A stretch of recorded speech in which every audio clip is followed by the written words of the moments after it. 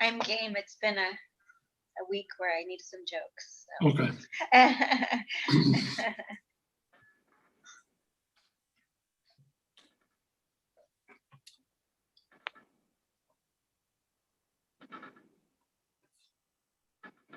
So we're missing Linda.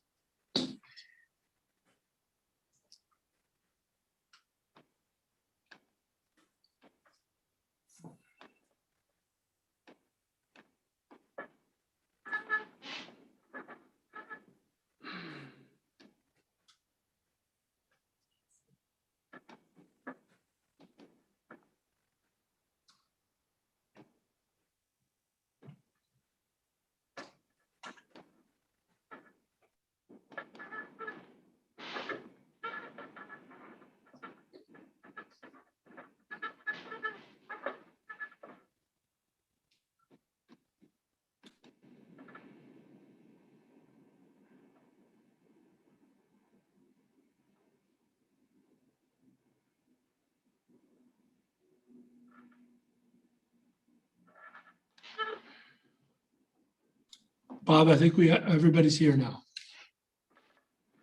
Did Linda show up? Yeah, she's in. Okay. Okay, well, it's 7 o'clock. I'll call the meeting to order. Take roll call. Trustee Andrade Zuniga. Unmute, please. Present. Thank you. Trustee Land. Present. Trustee Dwyer. Present. Trustee Hanley. Yes. Okay, and I'm here, Bob Griffin.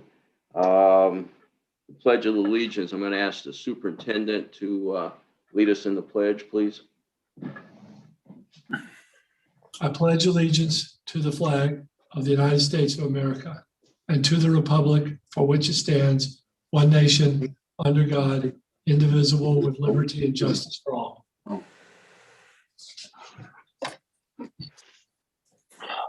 Thank you. Okay, I'm going to find a report out here if you bear with me a second.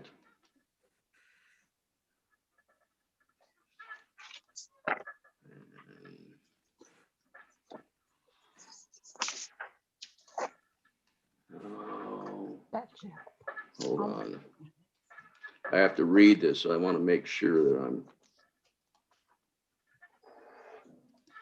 I'm okay. In closed session, the board, upon motion of trustees Leesdwyer and seconded by trustee Land, moved to approve a special education settlement with a vote of 5-0. Regarding item D8 on the closed session agenda regarding public employee complaint appeal, the board of trustees voted unanimously 5-0 to deny the appeal made by the appellant under board policy 4244 and board administrative reg 4244. Okay, before we get started, I want to make another statement here. This is a public meeting of the San Mateo Union High School District Board of Trustees. If you wish to make a comment about an agenda item or during the public comment time, please send an email to comments@smuhsd.org. That's comments@smuhsd.org with your name, email address, and your Zoom name, if different, and the item under which you would like to comment. The board president will call on you. Please note that comments are limited to 3 minutes. The board president may increase or decrease the time allowed for public presentation, depending on the topic and the number of persons wishing to be heard. Mr. Griffin, we do have our translator with us tonight. So Su Yen, would you mind paraphrasing that? And then we'll move you into the proper channel so that folks can have Spanish interpretation.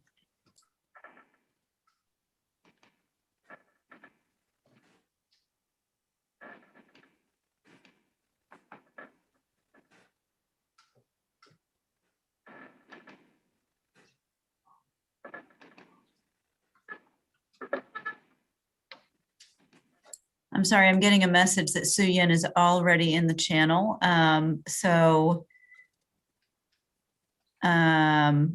Do we want to try to bring her back to make that announcement, or do we have, how would you like to handle Mr. Griffin? Well, I see on the screen, it says English and Spanish interpretation available.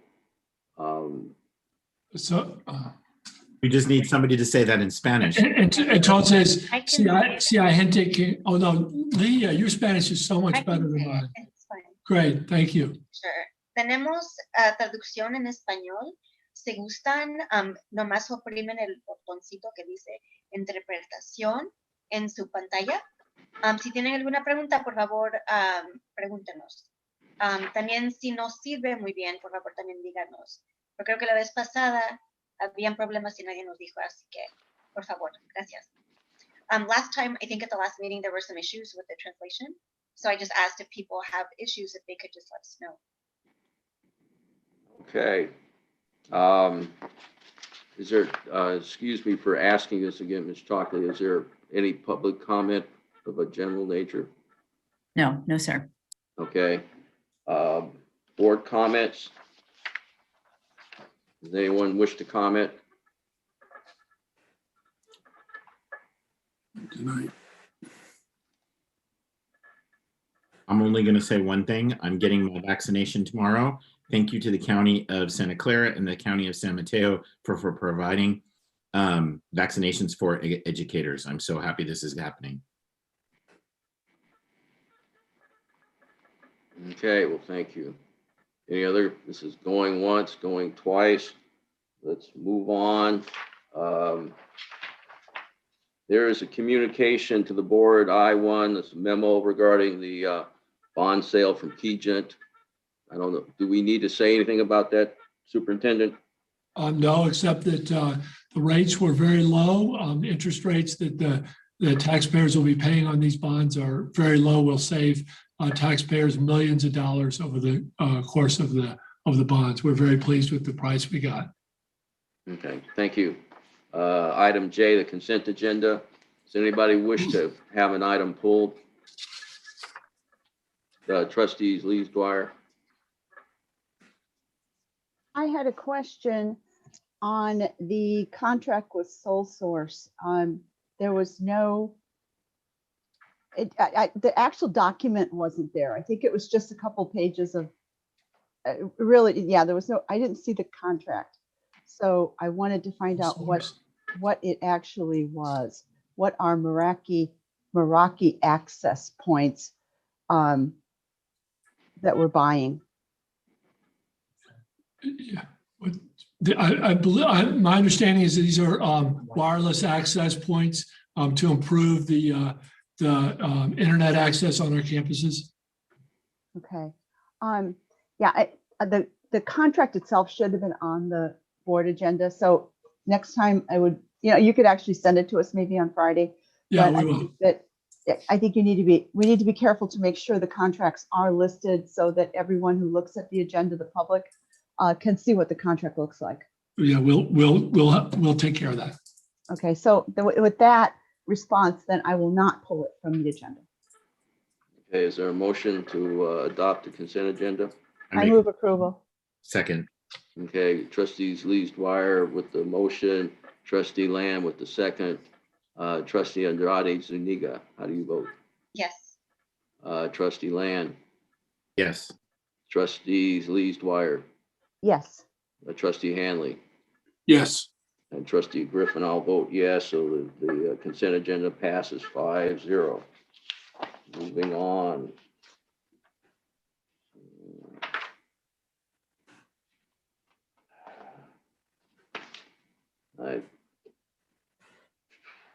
Regular reports, report of the superintendent. Thank you very much, Mr. Griffin. I just want to echo what Mr. Land said about vaccinations. We've got a whole bunch of people vaccinated on Wednesday, thanks to Nancy McGee at the County Office of Education. And our staff worked hard on this issue. We still have many staff members to go, but we're plowing through that. Many staff have gone out there and gotten vaccinations in other areas or through other methods. And so we're closing in on getting everybody vaccinated. The county is going to continue that work, and we're hopeful that we can have everybody vaccinated, certainly with the first vaccine in March, and many people with both vaccines before the end of the month. You mentioned about the bonds. Those were very successful. We're also going to have quite a bit of things that I would talk about are in our return to school report. So I'm going to not talk about those and leave that for that report. But I do want to say how happy we are tonight to have our activities directors here tonight to give about a 10-minute update on some of the things that are going on in terms of activities. And I want to use this opportunity to publicly thank them for their work. Doing student activities is always a hard job. The pandemic makes that work exponentially harder. We're deeply appreciative of their work to create the kind of culture on our campuses that we want, to build school spirit, to build the kind of environment on campuses that we can be proud of. The many things that you talk about here, these are the tip of the spear. Maybe that's not the best analogy, but they are the folks that really are doing that work. And so we really appreciate their work, and we're delighted to spotlight that during the board meeting here. So with that, I'm going to turn it over. Ms. Chalkley works closely with them. I'm not sure who the first speaker is, but I'll let you take it from here. So tonight we have our activities directors, and Melissa Perino from Aragon is going to kick it off for us. So Melissa, take it away. Hi, everyone. So as Laura said, I'm Melissa Perino from Aragon High School, and we're going to be talking to you a little bit about how we've been managing and faring during this pandemic to keep students connected. On our next slide, I have the list of all of our activity directors, and if they could just take a second to wave so that you know who they are. So from Burlingame, we have Nicole Carter. From Cappuccino, we have Drew Bywater. From Hillsdale, we have Sabrina Braccini, who recently just had mouth surgery. So she's in here, but won't be speaking tonight. Mills, we have Alex Dove. And from San Mateo, we have Sarah Cowie. One of the first things that is really confusing about our job, which is on the next slide, is that we kind of have two spheres of influence that can be confusing. So on the one hand, we are ASB advisors. That means that we are working at the site level with our ASB elected student officials who lead the students on our campuses and really help steer the culture and the climate of our communities. We also oversee UASB, which is the district-wide work that we do to be a cohesive team within San Mateo Union High School District and to come together as a community, a greater community. Tonight, we're going to be talking to you about, or showing you, I guess, some of the work that we've been doing at the site levels, but mostly we're going to be talking about some of the changes we've implemented during the pandemic to keep students connected during these really challenging times. Okay, great. So the next couple slides we can go through a little bit quickly. So what we've done is we've linked on the next slide. Oh my goodness. Okay, so here's Aragon's slide, just to give you an idea of all the different ways that we're trying to connect students to our community. And you can see that there are video links in here as well that we're not going to go through right now. Some really funny things in here, like teachers read mean tweets in the upper left-hand corner when kids told me I drank too much caffeine. Thanks, kids. So you can check those out at your own discretion. But we linked on some of the work that we've been doing at each of the school sites. So here's Aragon's. Next up, we have Burlingame and Cap.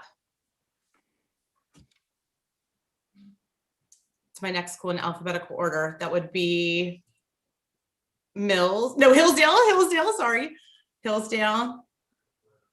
And then Mills. I think we're playing a video right now. Mills. Great. And then San Mateo. Okay, so that covers some of the many things that we've been doing during this pandemic at a site level. Really importantly, and the rest of the slides are going to be covering what we've been collaborating on as a district. So we're giving more of a district glance at what we've been working on. And one of the things that's been super challenging is that anyone who has come to our campuses knows that leadership classes are full of chaos and messes and posters all over the place. You can see my kids there prepping for the lip dub. And then we also, you know, all of our rooms kind of look like this. It's always chaotic. There's always movement. And now that we're not on campuses and we're in this remote learning, we really had to adapt our curriculum and have a paradigm shift. Instead of asking ourselves, what can the students do on our campus, or how are we connecting kids on our campus, we kind of shifted that question to what do our students need in this district and how can we give that to them. One of the needs that we had was readapting our curriculum. So we focused on building community through icebreakers and through escape rooms.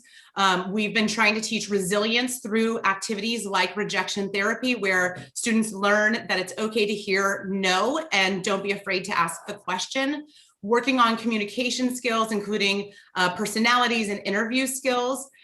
We've derived a lot of our content from TED Talks and book clubs as well. So a lot of what we've done has sort of had a shift with curriculum. Okay, on the next slide, we have Sarah, who's going to talk about the ways that we've been maintaining communication. It's actually me. Hi, Alexandra.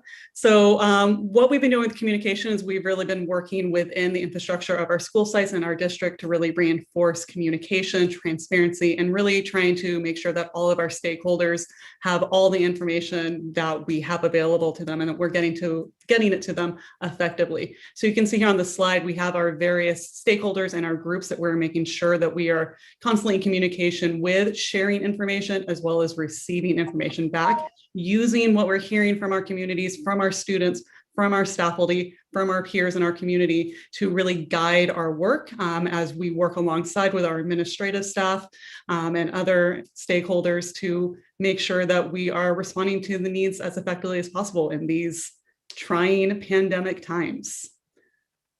Next slide. Another aspect that's really been a big part of our focus this year, as it is every year, but this year in these pandemic times, is our school climate. And we understand that this year, as we've heard many times in these board meetings as well, that it's been a challenge, that our students are really struggling and being challenged by COVID, by the distance learning. We know that wellness services are being utilized at a 30% increase of new students utilizing that. We know that our students are having feelings of loneliness and disconnection, combined with Zoom fatigue. They're on their classes for long hours in their classes on Zoom, and then they're sitting on their computers doing more online homework. It's really difficult for our students. And as you hear, I think at every board meeting, our student reps talking about wanting those asynchronous Wednesdays, just needing a break off the computer.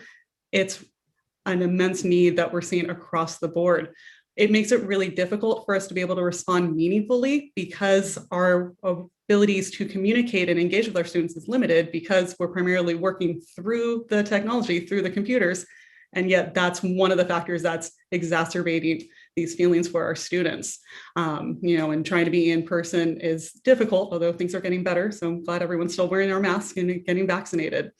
That means that we're trying to meet our students where they're at. We're trying to meet them where we know that they are engaging, and that's through social media. A lot of our sites across the board, we've been upping our social media games, responding and seeing what's trending and bringing it to our campus, as Melissa showed with those mean tweets, et cetera.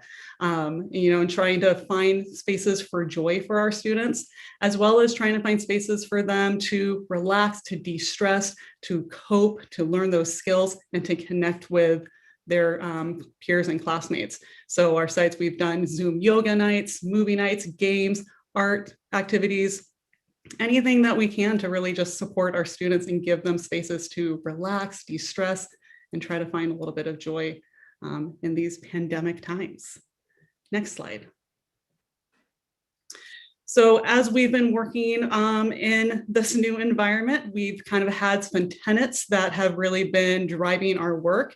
And really, it's been a lot about connection and community. That's something that we've been working on within our classes, working alongside our faculty as much as we can to really build on those connections, that community. So really focusing on relationships. We're really trying to humanize the experience, and that's through leadership as well as across our school sites, trying to be very compassionate when it comes to how we're interacting with our students, how we're interacting through the educational lens of grading, et cetera, because we're recognizing that we're all going through this pandemic and we're all going through it together and we're all affected by it.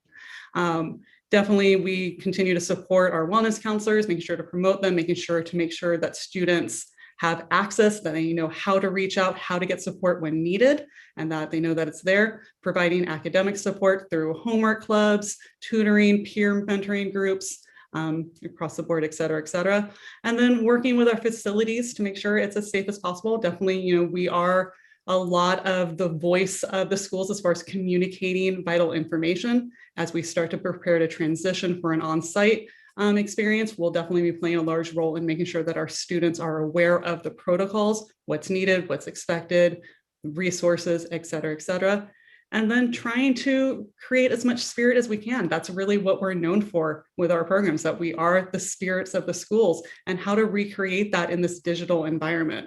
And it's, again, a challenge, but it's one that we are striving to meet to the best of our abilities by getting creative and adapting and applying in this new virtual environment. And to close out my slide, I just want to say that this is not something that we're able to do by ourselves. We really are so appreciative of our faculty members. That's our faculty, our staff members that have really been stepping up to support with drive-through pickups, trying to, bring things to the students as much as possible, and really spending a lot of their time and energy to help support these students. We're greatly and super appreciative of them. So, thank you.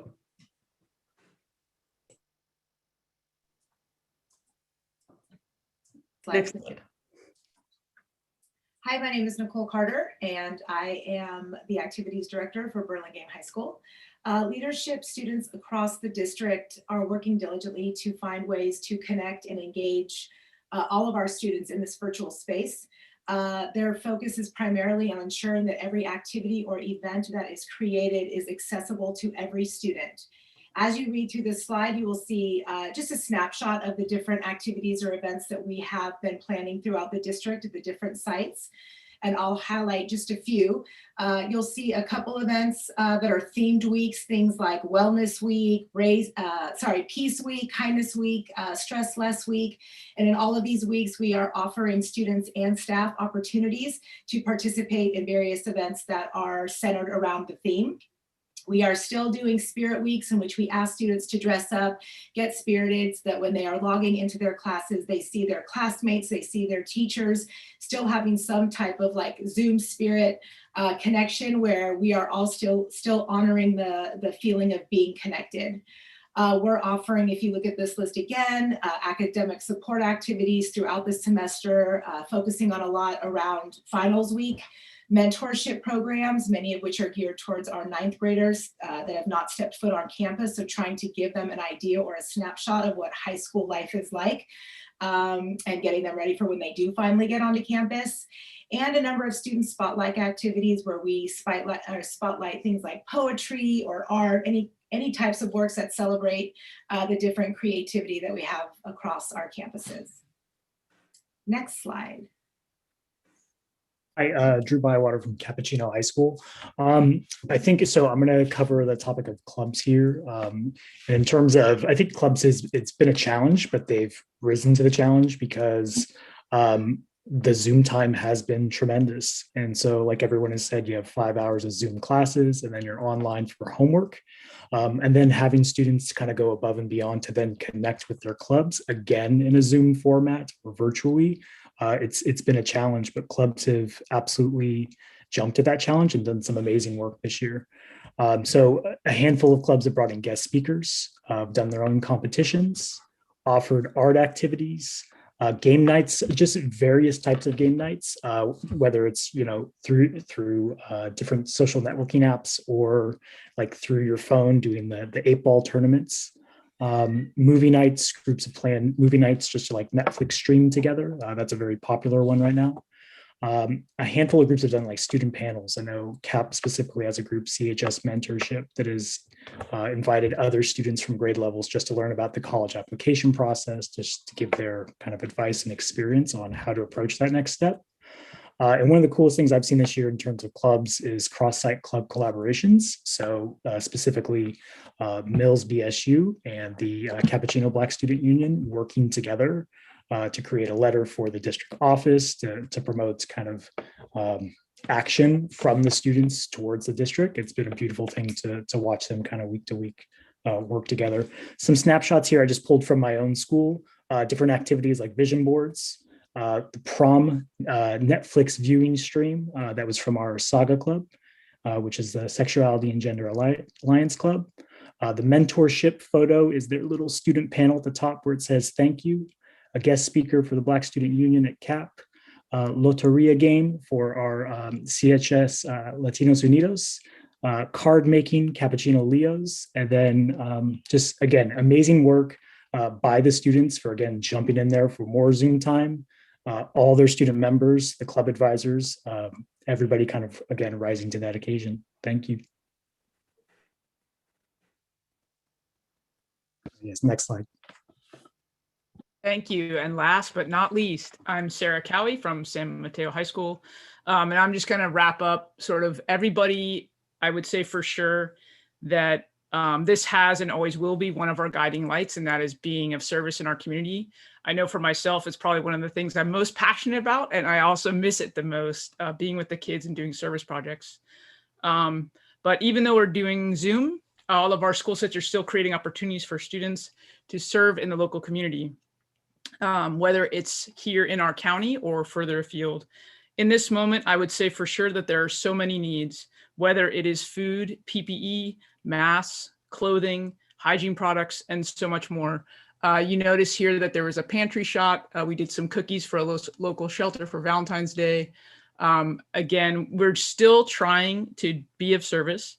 And I would say for the adults, right, we see the students come to us with a project, and we try our very best to make sure that we can make it come to pass and come to fruition. It has been challenging, obviously, with all the COVID protocols, but we do still make things happen. So the service projects have been amazing. I want to just thank Nicole and the Burlingame community that they joined us this year with the virtual food drive, and that was just so awesome to see us as rivals come together for this amazing cause. So, and if you did donate to either of our school sites for the food drive, we just want to say thank you to you. Okay, and then next slide, I'll be the closer. All right, as the elder statesperson, I will just say between my PLC and my math department, thank them. If Dan is on the call, I don't know if he's here tonight, but I just want to thank this team of leaders. These people give of themselves like no other, consummate professionals, and have stepped up in this environment, which is tremendously challenging. So I just want to thank the team of activities directors. You guys are all awesome.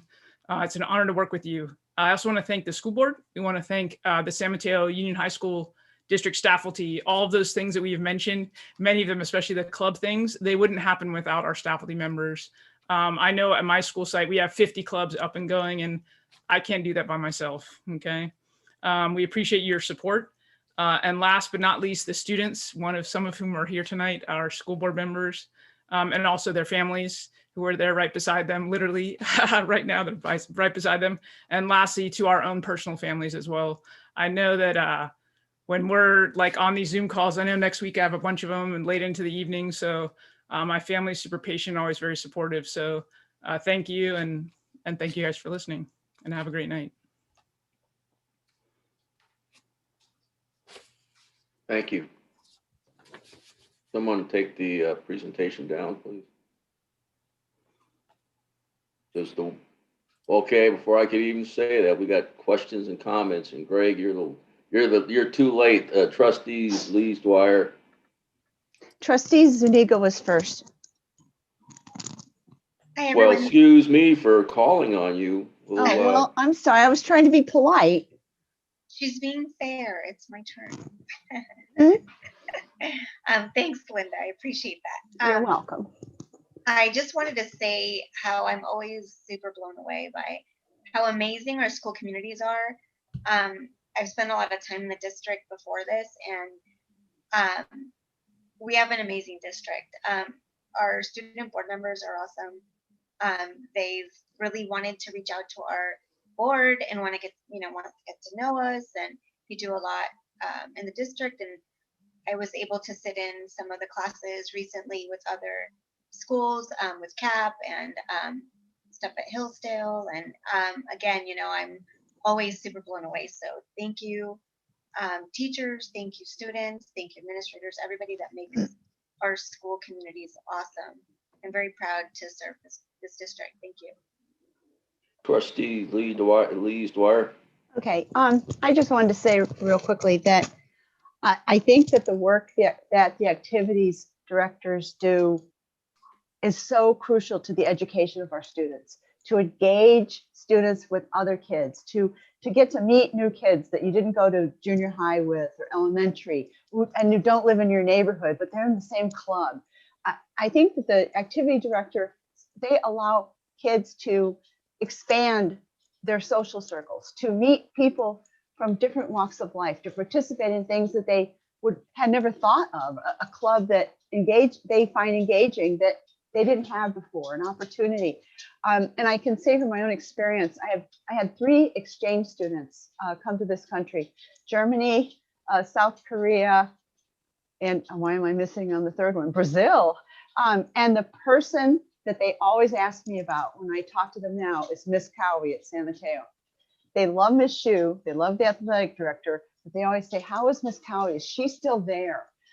So I think that the impact that you have as activities directors, if you don't feel appreciated, I'm sure your students show you a lot of appreciation because I know that they pretty much love you. But what you do is really important, and I hope that you feel appreciated. And I really loved your presentation. Thank you. Trustee Land. Wow, they said a lot, so I'm not going to repeat because you guys are amazing. But I will say this, the importance of it. During this time, it is so difficult to make connections. It is so difficult. Everybody's saying things about mental health and feeling lonely and feeling isolated. And this presentation just proves to me that you guys are doing some amazing work to make that not happen.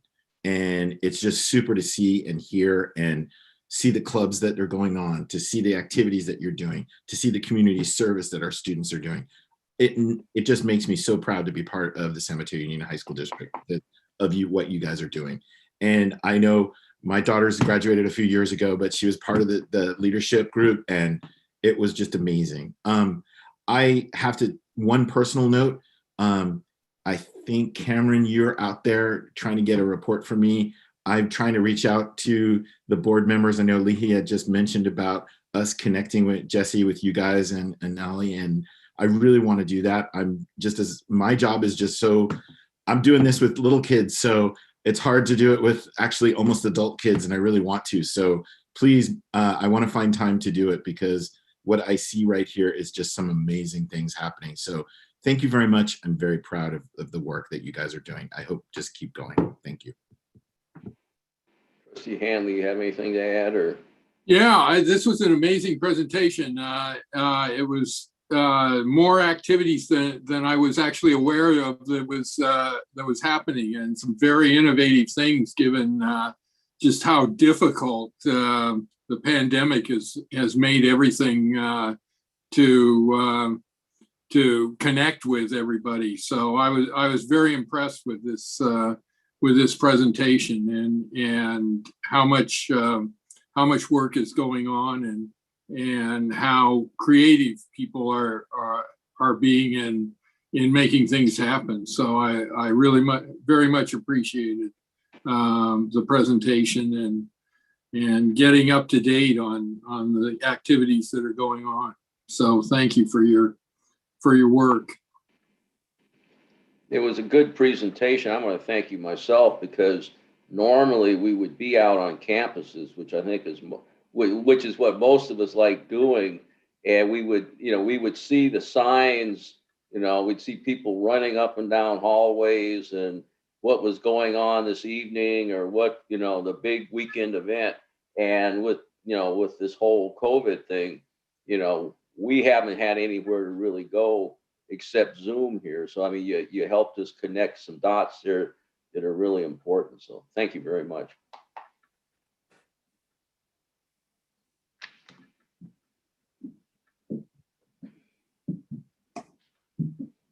Okay, so now we'll go on to student board reports. K2, student report of student board members. Who's Hi, going first? I am. Hi, good evening. So last meeting, I spoke to you all regarding a need for transparency in terms of the back to school plan. This week, I would kind of like to build on that idea and urge the board to consider another concern and its possible implications. As of now, we hope to be able to bring the third and biggest group of students on campus after spring break. I believe that we should consider some of the issues that could arise from doing this, since spring break tends to be a time in which students and members of the staff may travel. It would be prudent to wait 2 weeks after spring break is over in order to ensure that we do not spread COVID on our campuses. Then after this 2-week period after spring break, schools could then move forward with bringing the third group of students back. Some of the private schools that had in fact opened during the fall semester had decided to remain closed for 2 weeks after Thanksgiving break, and I think winter break as well, due to students potentially traveling or seeing others during the break. As spring break is a whole week long, I think that pushing the day back would be a good precaution to take in order to protect our students and staff. I believe that there's really no way to regulate student movement or student travel during the break. So the only thing that we can do is try to take precautions so that COVID doesn't arrive on our campuses with the student body.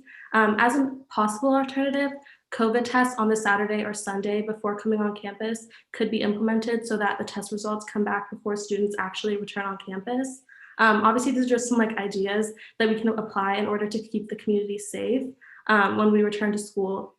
So that when we return to school, the student body is COVID free. But I just want to make sure that we don't allow students to return to campus without accounting for what could occur during spring break. Okay, that's all. Thank you. Thank you. Hello. So just adding on to Annalie's point, there have been some concerns and just ideas put out there about sports teams starting and games starting up. And there have just been concerns about cases potentially rising as sports teams will be beginning to play against other schools.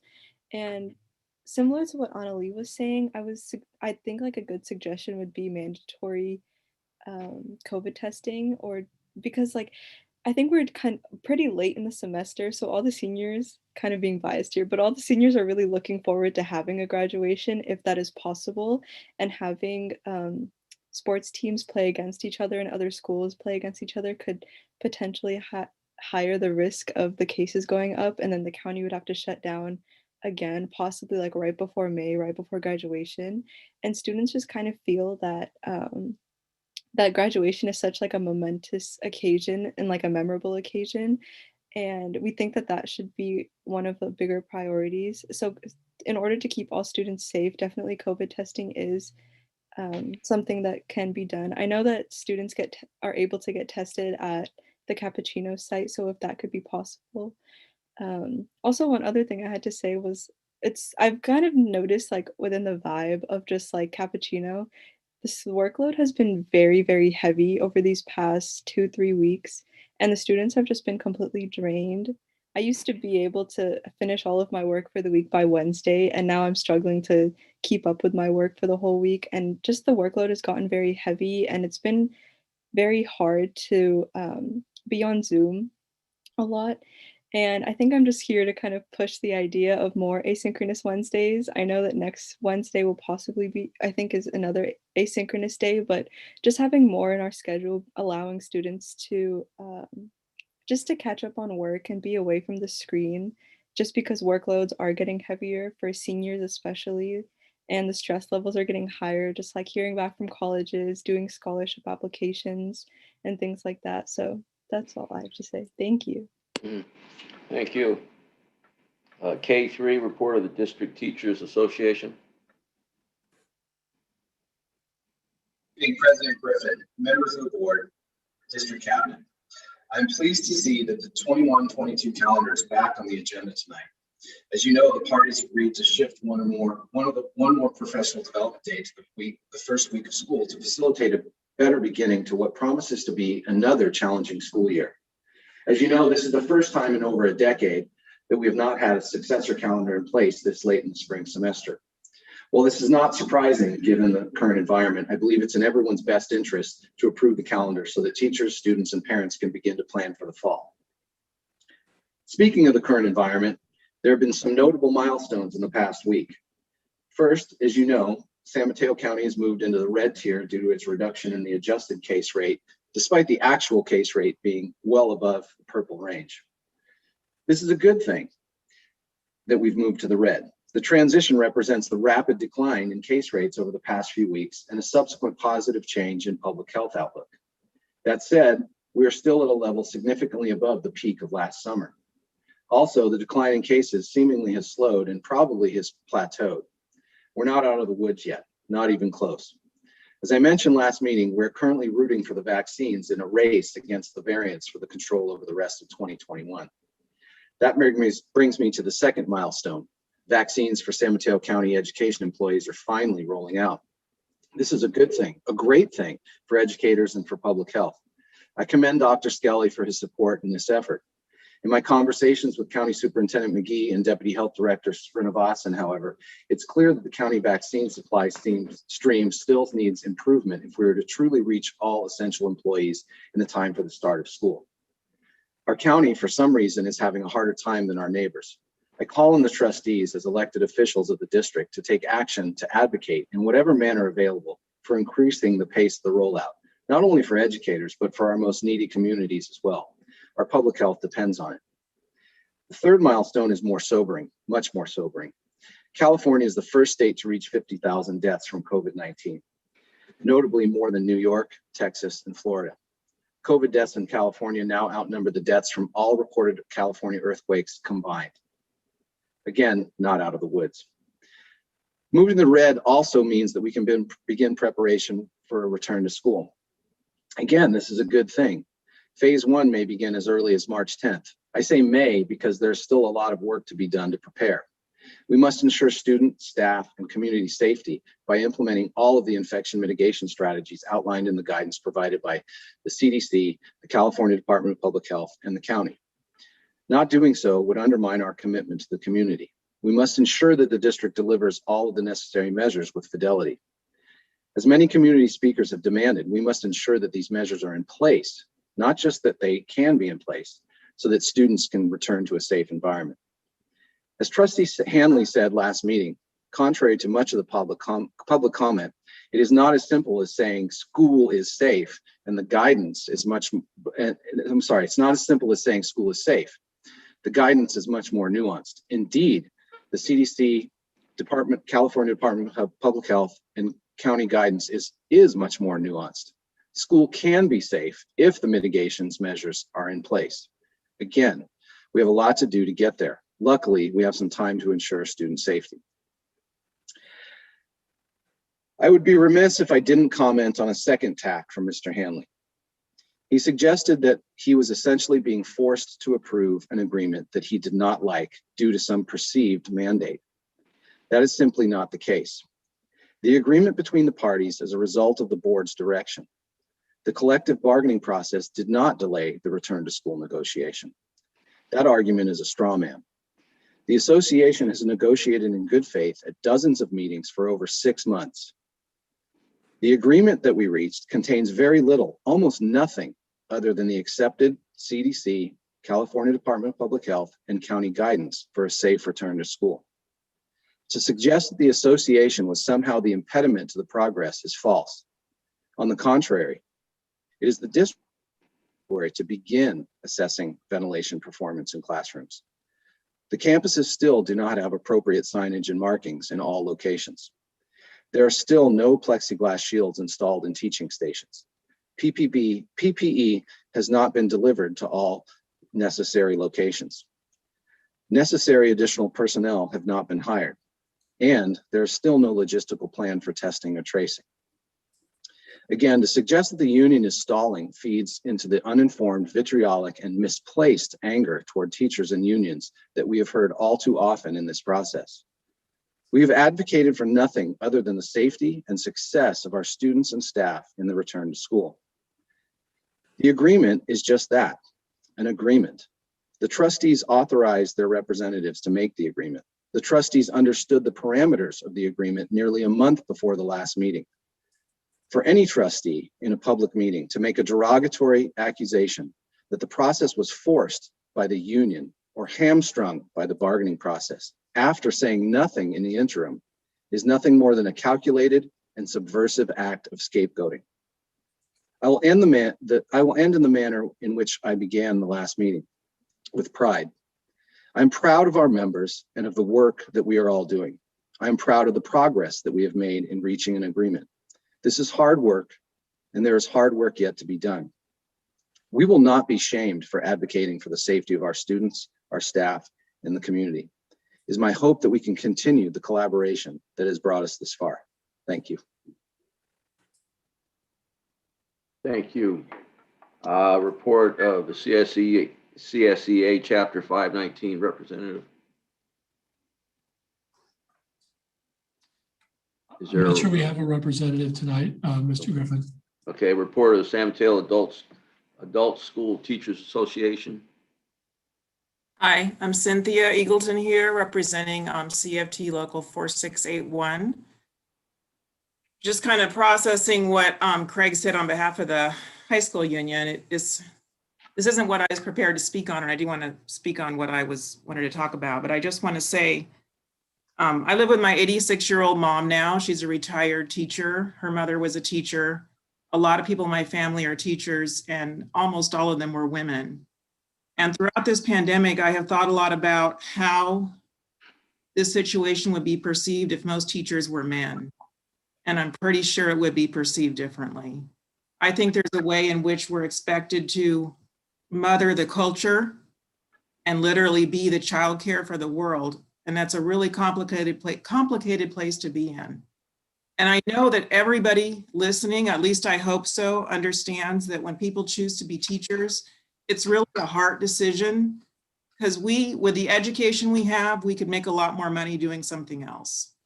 And I feel like it's often implied that somehow we don't care and we're deliberately getting in the way of things. That's really not my experience in my 60 years of being around teachers and being one myself for over 20 years. So just wanted to say that.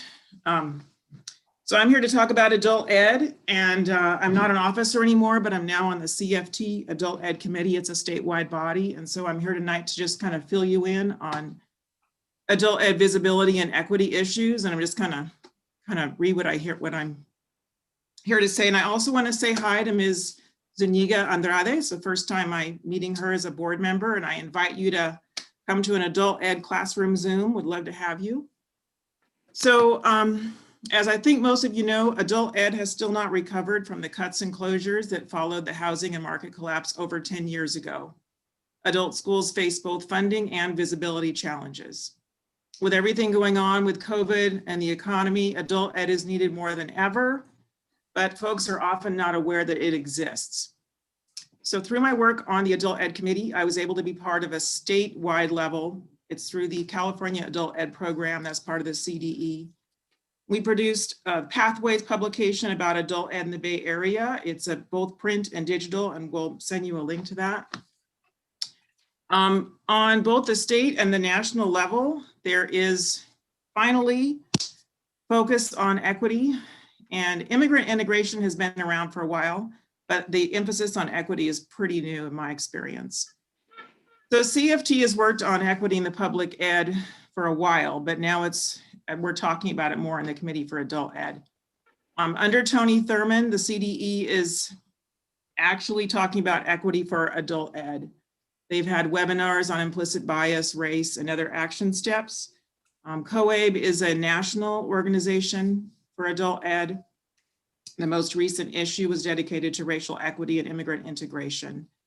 And they're holding webinars on the topic that are being uploaded to YouTube. 2 of our staff members wrote articles for that journal, and we'll send those to you also. Our career ed coordinator, Stephanie Kriebel, along with City of San Mateo's Denise Garcia, some of you may know her, and Aparna Ramakrishna wrote about partnering with local government to empower student civic leadership. And then former adult school student and parent of district high school kids and current staff member, Marina Kratsova, along with 2 of our students, wrote about ESL student volunteers going from student engagement to immigrant integration, and we'll get you copies of all that. So that is my report. Thank you. Mr. Griffin, Ms. Velez is here. I think she fell out of the panelist position, but she's here and able to give a report. Welcome. Good evening, President Griffin, members of the board, Dr. Skelly, and everyone here tonight. Vaccination appointments were sent out this week, and we are excited to report several classified members did receive their first dose. We're hopeful the district will continue to provide opportunities to receive the vaccine to those classified staff who have been reassigned and are on campus monitoring pods and/or ongoing distribution days. We look forward to working with the district and revisiting expired sections of our reopening MOU.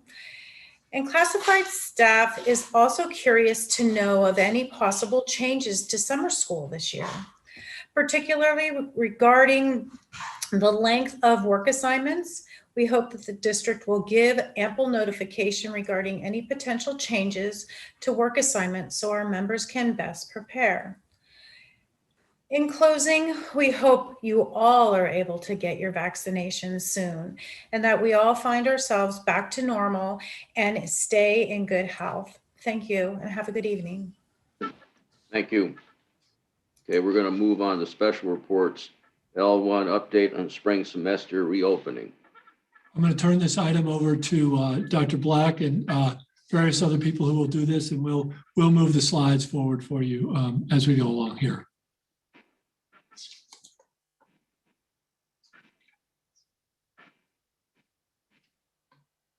You're muted. You're muted, Kirk. Thank you. Sorry. Good evening. Tonight's presentation continues our board updates concerning our return to in-person instruction. We have 5 presenters for this presentation who we'll introduce as we go along. This week, like most weeks, has presented new challenges in our collective efforts to overcome the effects of COVID. We are constantly pivoting based on new developments, but we are very excited about the recent progress regarding vaccinations and our county tier level movement to red, and hopefully towards to orange. Slide 2.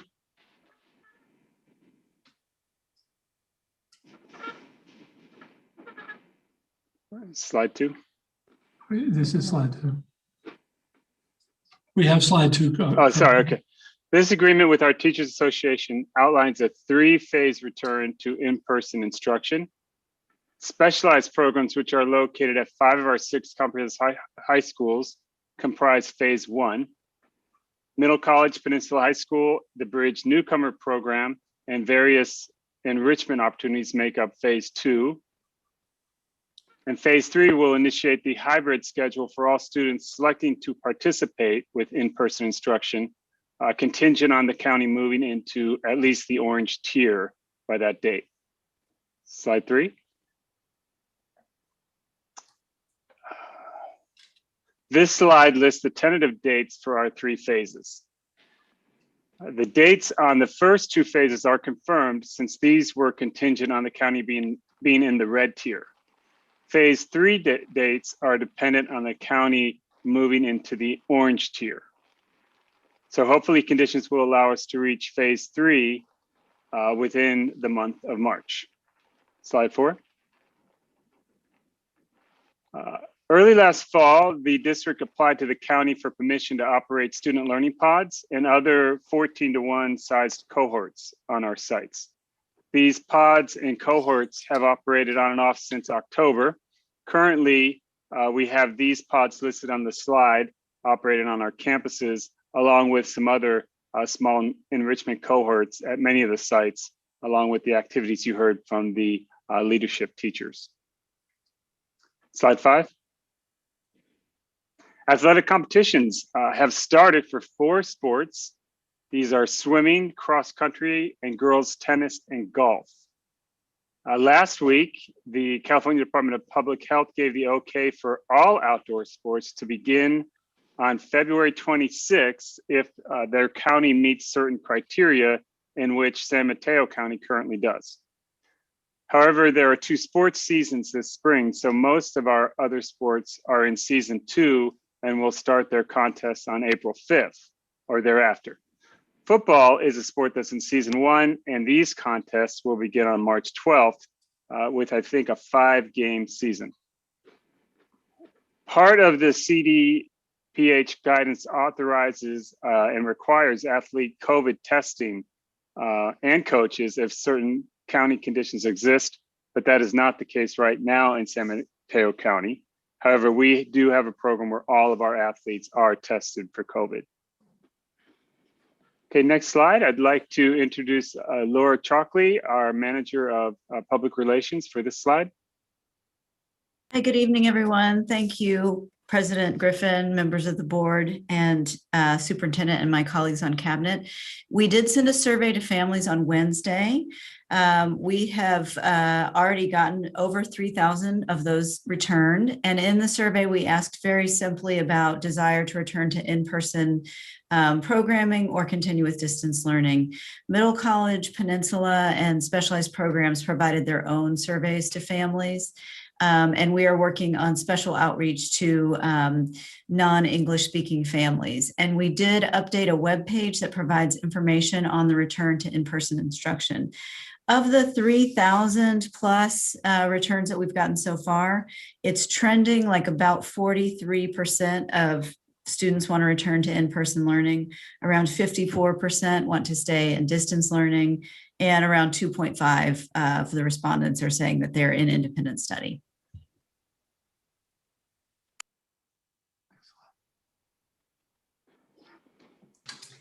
Hi everyone, I think it's me, Sarah Devane. Nice to see everyone tonight. Thanks for having me.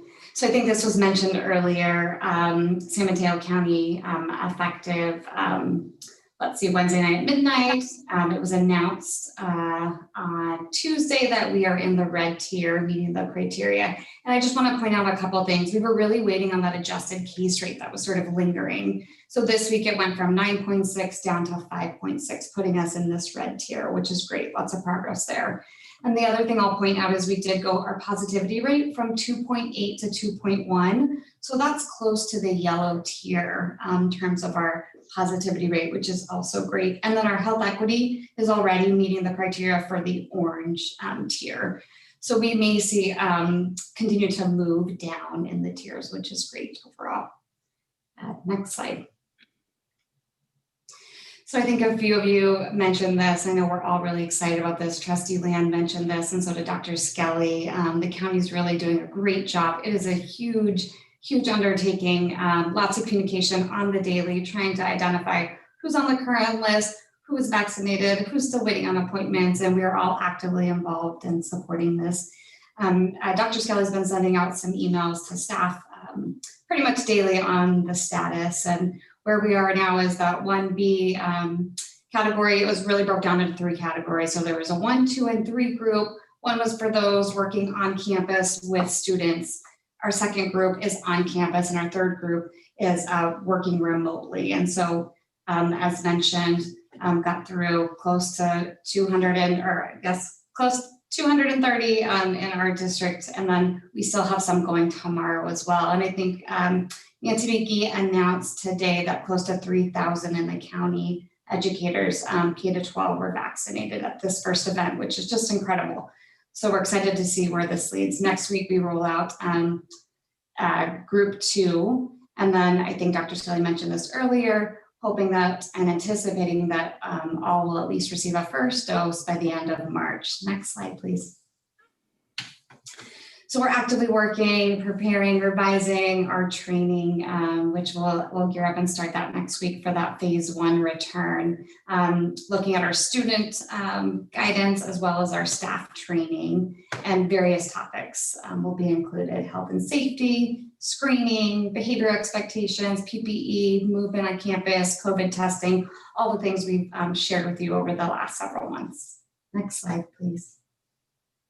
I wanted, last board meeting, we asked for a little bit more information about our current testing. So I wanted to share, we are using Curative as our primary testing. We're continuing to look at other options, but right now we're using Curative. So it is an observed directed self-collected test. So students and staff, it's an oral fluid swab. It's less invasive than brushing your teeth. It takes less time than brushing your teeth.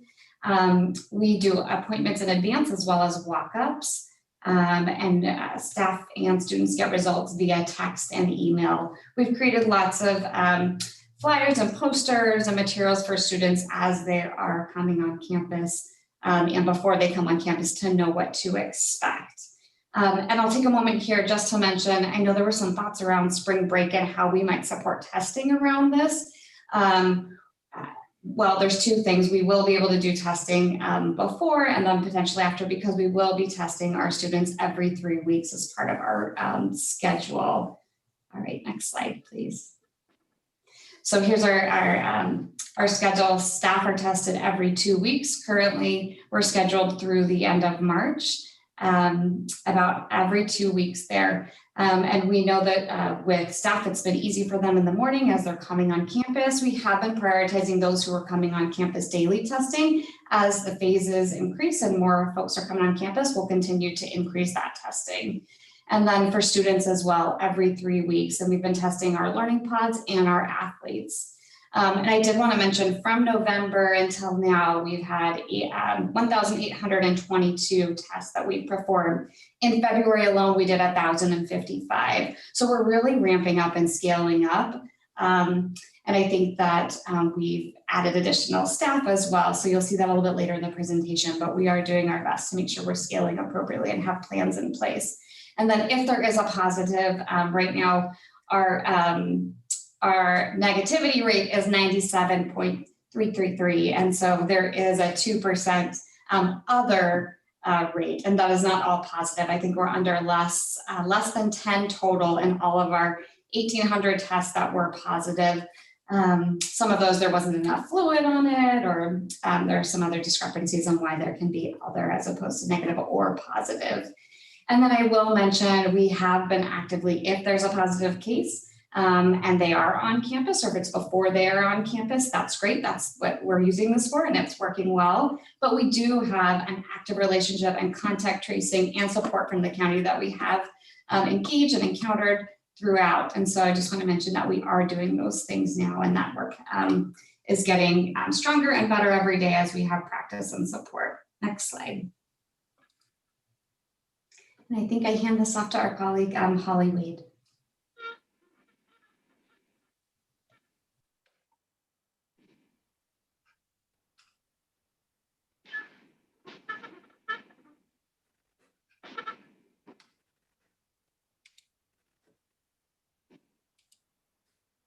I don't see Ms. Wade on here, so perhaps Kirk, you can do this one. Sure. So this is phase 1, and this is comprised of the specialized programs at 5 of our comprehensive high schools.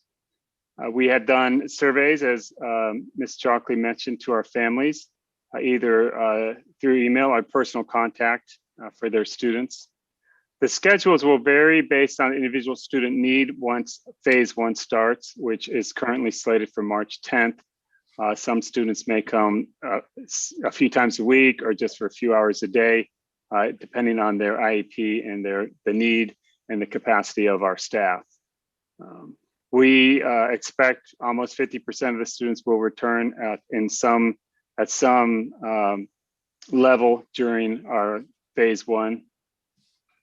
And we will have, we are working with the teachers for additional safety protocols as some of the students in these specialized programs have additional needs and are unable to conform to some of our protocols, and therefore we apply others that they can comport to. The transportation department will be busing many of these students to their programs, and both to school and home. And our drivers, our transportation department is working currently with the families on the pickup and the scheduling as we get closer to the start of phase one. Like usual, and like as is going on now, our mental health therapists will work with our teachers in the special programs to provide services to the students and families as needed and as required in the IEPs. Next slide. Phase two. Phase two is the middle college bridge newcomer program and Peninsula High School. In phase two is along with enrichment programs. This slide, I think we're one slide up. Let's see. The middle college, okay. Middle college families received a survey on February 23rd asking if they prefer in-person or distance learning. They're still accepting responses. Right now, they're below 50% for those students who are choosing to come back in person. They anticipate it'll probably be about a 50-50 split. Students and staff who come back will be COVID tested prior to the March 24th start date, which is the start date for phase two. There will be 3 days of in-person advisories to begin on March 24th. Then there's a spring break at CSM, which is a week before our spring break. And then April 5th will be the date for formal in-person program at Middle College. Next slide. Peninsula High School has surveyed their families and students twice. They have a plan for staff and student COVID testing. For the 24th start, that will be with volunteer teachers and staff. It will be hybrid in person for students, about 30 students at max per day. The school anticipates having all students on campus at least once per week and more, depending on the amount of students who do return or choose in-person instruction. Next slide. Our Bridge Newcomer program has been operating all school year in various modes, of course, distance, but also on our sites. Dr. Showman, the manager of EL and compliance, the family engagement coordinators, our EL specialists, instructional aides, site administrators, technology department, the nutritional services, transportation, and student services, and many others that have been a phenomenal team in meeting the needs of our students and families. There is currently an in-person pod functioning for our Bridge program. All Bridge families and students have been surveyed, and most have been contacted personally regarding the return to school option. March 23rd will be the first date for students to attend in person, and they will be meeting at the adult school if they do choose to come in person. Next slide. There have been a variety of enrichment opportunities for students this school year, as you heard in the previous presentation, but phase two will initiate many more. This list on this slide provides some examples of what will be available to students. We've received many comments of appreciation from families and students for the possibility of these opportunities. For many students, these type of activities are crucial to their well-being and academics. And they really appreciate the teachers and staff planning for these enrichment opportunities. Next slide. Because of the necessity for safety protocols, the district is providing substantial additional staffing at the school sites. We have 10 additional health aides already on staff who will also join many assigned classified staff. For instance, our bus drivers, utility workers, auditorium technicians that have been reassigned to the sites and will continue to move around as needed in the district. Duties will include welcoming and screening students as they come on campus, and just general supervision of students either in classes or during passing periods at lunch, before and after school. We have reached out to our athletic coaches to consider temporary work during the school day, as well as parent and family volunteers, all to help us apply the safety protocols and assist the students while they go through them and orient themselves to being back on campus. Slide 8, next slide. Yeah. All right, schools have always had crisis response teams as part of their school safety plans, which will be on next board meeting agenda. But this year, the sites have both a reopening committee and a COVID safety team. These committees and teams may be comprised with many of the same members of the crisis response teams. As an example, at the top of the slide, we have the Cappuccino site opening committee, both what their responsibilities are and their members.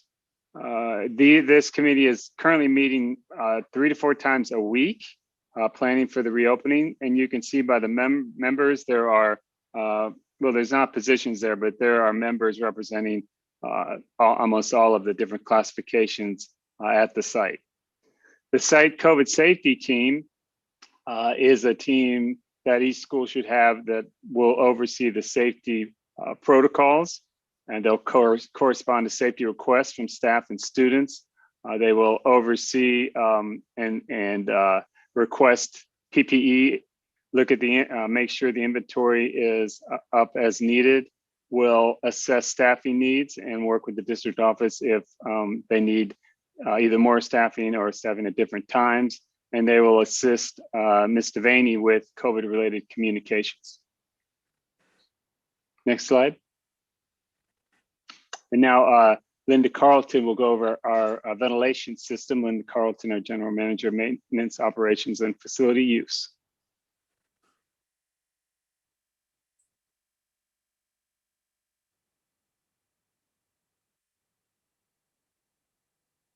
Sorry about that. I forgot to unmute myself. Good evening. Oh, okay. As stated last week, the district, obviously, we're going to maximize the quantity of outside air for our mechanical systems as well as natural ventilation systems. We've purchased the MERV 13 filters, and we will be doing preventative maintenance and filter changes on a regular basis with that. We have gone ahead and moved forward and purchased some HEPA negative air filtration systems for particular classrooms. In addition, we've also purchased and installed CO2 monitoring units in the Burlingame High School Building A, as well as in San Mateo High School, the music M1, 2, and 3. So those have been purchased and installed. In addition, we've secured additional CO2 devices for distribution amongst the other schools within the district. And we're also looking at future units to be secured, hopefully in the next week or two. Per CDC and ASHRAE recommendations, now that we know that the first grouping will be coming back on March 10th, we will be turning on our HVAC systems 24/7 for the next week of March 3 through 10. Next slide, please. Student sanitization practices, classrooms, we have stocked hand sanitizers, soap, water, tissues, gloves. All of the facility managers have stock on campus. And as I stated last week, we have a warehouse filled with PPE for the students and staff. We've also installed hand sanitizer stations in hallways and throughout our campuses. We've provided cleaning supplies for, desktops and high touch areas. We have secured, and each facility manager has secured surgical masks for students and or staff that might soil theirs throughout the day or forget theirs. Procedures for washing hand stations, or we've procured hand washing stations for our special needs classrooms that do not have sinks available. And we've also purchased plexiglass shields for our special needs student desks. And those hopefully will arrive next week. Next slide, please.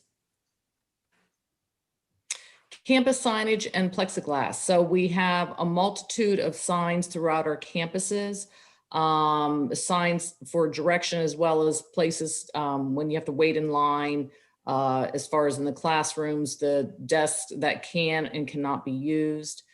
Site leadership teams and our facilities teams have collaborated together on placement of signage and type of signage at each campus.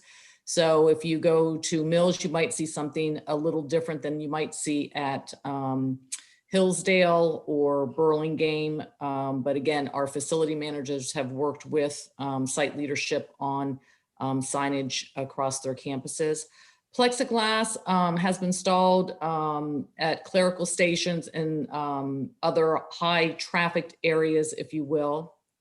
We've also purchased an additional 750 plexi shields, which again, we're hoping will be in next week. And those will be for the teacher's desk and also in the special ed classrooms. Next slide, please. And then this is a slide just showing a variety of signage that we do have at our campuses. Not all of the signage, we've got quite a bit of signage, but this is a sampling of what you would see if you show up on a campus. Next slide. This is for Simon Bettis, Director of Technology. Yes, hi, good evening. Once the hardware purchase requests are approved, we can submit these orders immediately and begin to anticipate our equipment to be in time for return to school. The first phase 1 and 2, we do anticipate the product to be in time for these 2 phases. And then we should be able to receive most, if not all, of the equipment for phase 3 by late March. One of the primary concern that was expressed by our teachers was with the network holdup with thousands of concurrent Zoom sessions. And based on our testings, I am confident that the network will handle this traffic. We have upgraded the 10 gigs internet speed, which is now available. And with our testing, our confidence that the school sites, each school site will be able to support up to 700 simultaneous Zoom sessions. We also would provide district tech support made readily available to each school sites in case of additional assistance needed to support their new equipment. With that said, the district student tech support personnel is also available Monday through Friday from 8 a.m. to 9 p.m. Through phone, text, and live chat as well. Next slide. Okay, so now we welcome comments and feedback. As you can see, the district teams have made an enormous amount of progress, but we still have much to do, but we feel like we are on target for the phase reopening dates. Someone take the presentation down. Thank you. Does the board have any comments or questions?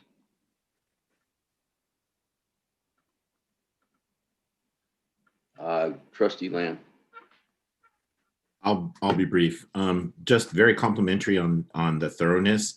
As we go each meeting, it seems to be more detailed and very specific about what's happening. And you can see that through our iterations over time, it's just gotten more and more refined.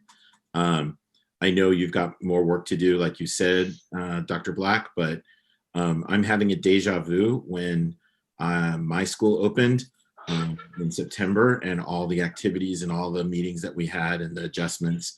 You know, I think we are well on our way, and I really want to compliment all the departments. Linda, awesome with the sanitization, all of that stuff, that all the signs that's, you know, going on. That's incredible. I know we still have things to worry about with the HVAC, but I think you are really well on it, and I really compliment you on the work that's being done.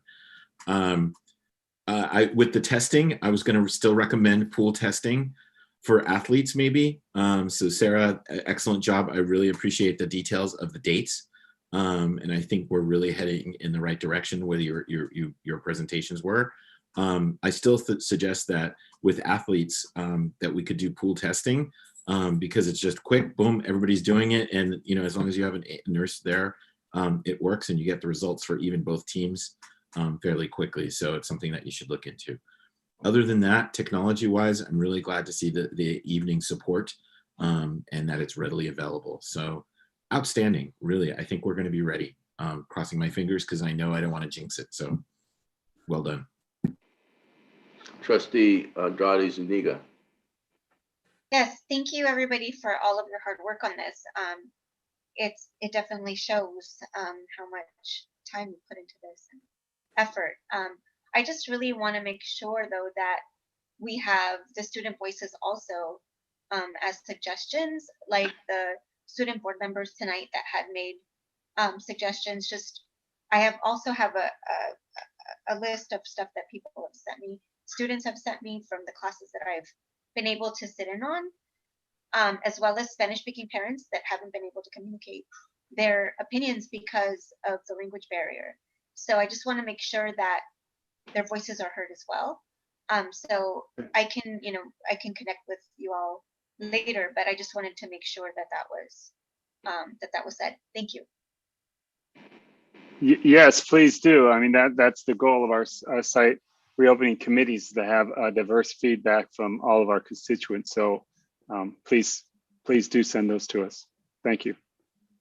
Trustees Lees Dwyer. I just have a really, really brief comment. There are so many moving parts. And I think when each of you gave your presentation, it really brought home how many moving parts there are and how you have to be in multiple places at multiple times and all the running around that you are doing and will be doing when school is open. So I appreciate you and I support everything you're doing and look forward to having students and things in real life again. So thank you very much. Any other questions or comments? I know, I'm sorry, just one quick one. Lihia gave me an idea. One of the things that I actually did with my staff and my students was we did videos, when we're talking about coming back protocols, we started doing leadership videos. And it dawned on me with the presentation earlier that there's another thing they can do that get excited is have these fun videos that talk about, hey, do this, but don't do this. This is what it looks like. How do you get on campus? How do you get off campus? So we used our mascot too. So just an idea. Right. Okay. Good comment, Trustee Land.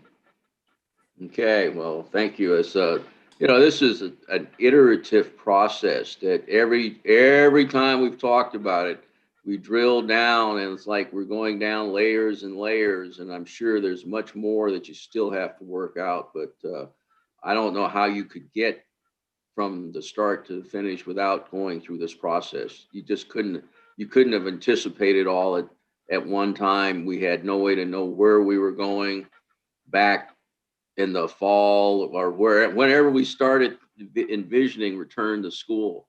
But it's a good job. Appreciate your efforts. So maybe before we go to the next item, I'd really like to thank those people who spoke here. They've been doing just incredible work here. I think what's normally in their job description, and they've been doing those things as well as many, many more things. And so, safety is super important during this time. We're dedicated to it. We're going to do a really good job here. I do want to call out the folks that are going to be in group one, right? They're dealing with students that have particular needs that really don't work as well on Zoom. It's a struggle for everyone, but they're coming in first, and that's always something. So I want to acknowledge them in that process. And then I also want to thank Sarah Devaney, who joined the district 2 years ago. And I just don't know. I mean, we have a lot of fantastic people here in this district, but I just do not know what we would do without Sarah during this time. Her spirit on this thing, her sense of humor, her real focus in a really great way on safety, just repeatedly is just really built a culture here. I mean, the amount of respect that staff have for her during this time is just incredible. So we're really particularly appreciative of her doing this work. So I think we're ready to go to L2 now. Okay, L2, progress toward graduation, update and learning credit restoration plan.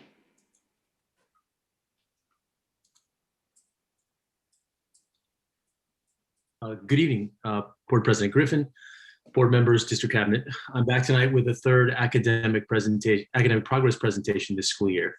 In the fall, just to remind us all where we've been, I presented some data on the outcomes of the graduating class of 2020, as well as some information about the fall grades after the first 12 weeks of this school year. I then shared the grade outcomes from the first semester. Tonight, I'm going to share the current state of student progress toward graduation across our grade levels and student groups, and how we plan to address and redress some of the areas of need among students over the next 18 months or so. Next slide, please. So this is just a quick slide of the agenda of the presentation. That's what I'm going to review. Next slide, please. So we'll start the presentation with a quick overview of how students are doing at proceeding toward graduation by grade level. Next slide, please. And we'll start that. I just want to, we put this slide here as a quick reference so as to tell you how we define students being on track or off track as they work over their 4 years to accumulate 220 credits. Just as a quick reminder to the public and to give them some context, each semester long course is worth 5 credits, and most students take an average of 6 classes per semester. That's why we tend to have students needing to earn approximately 30 credits per semester to stay on track toward that 220. The data in this presentation uses these cut points to define those students who are on track or on one or more of their designations here, one or more of the other designations that are here. Next slide, please. This slide here is a quick breakdown of where our students were at the end of last fall. So again, this is the end of the fall semester of 2020. As you can see, if you're off track, you were probably extremely off track after your first year, right? So that's kind of where we see that the number of students who were off track grow sort of by grade level. Next slide, please. This slide here is to give you some context so that you can see our sort of normal rates of students being on or off track. We figured you would like to see, you know, well, how are we in relation to normal? And we actually decided to go back to 2019 to talk about normal, because that actually was probably the last time we were in some kind of normal. And so as you can see here, these year over year comparisons, right? So, and I will say we're giving you data here about the year end. So this is the end of 2019 and the end of 2020. And we're talking about the middle of 2021, the middle of the 2021 school year. We do that because we don't actually have data from the middle of those previous years. We only have it at the end because we don't keep track of a time specific, we don't date stamp the data. So just know that we're a little bit comparing apples and oranges because we're in the middle of the year right now. But as you can see, we are off a little bit from our normal rates of students being off track, but certainly not wildly off track. Next slide, please. This chart is a summary of our students by their racial and ethnic groups. I'm going to address the key takeaways from this slide in our next slide. Next slide, please. So the high-level findings from our analysis are outlined here. I think the good news is that 90% of our students basically are on track for graduation. And that's a pretty remarkable thing to say after all that we've all been through. I will say, however, that there are some issues, obviously.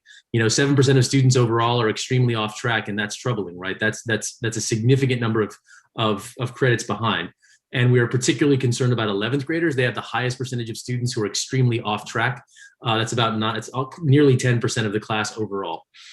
And most racial and ethnic groups are in line with the district average across the grade levels. But I will say, obviously, that there were some significant issues with regard to Latinx students and our Pacific Islander students being, 15% of them or more being extremely off track.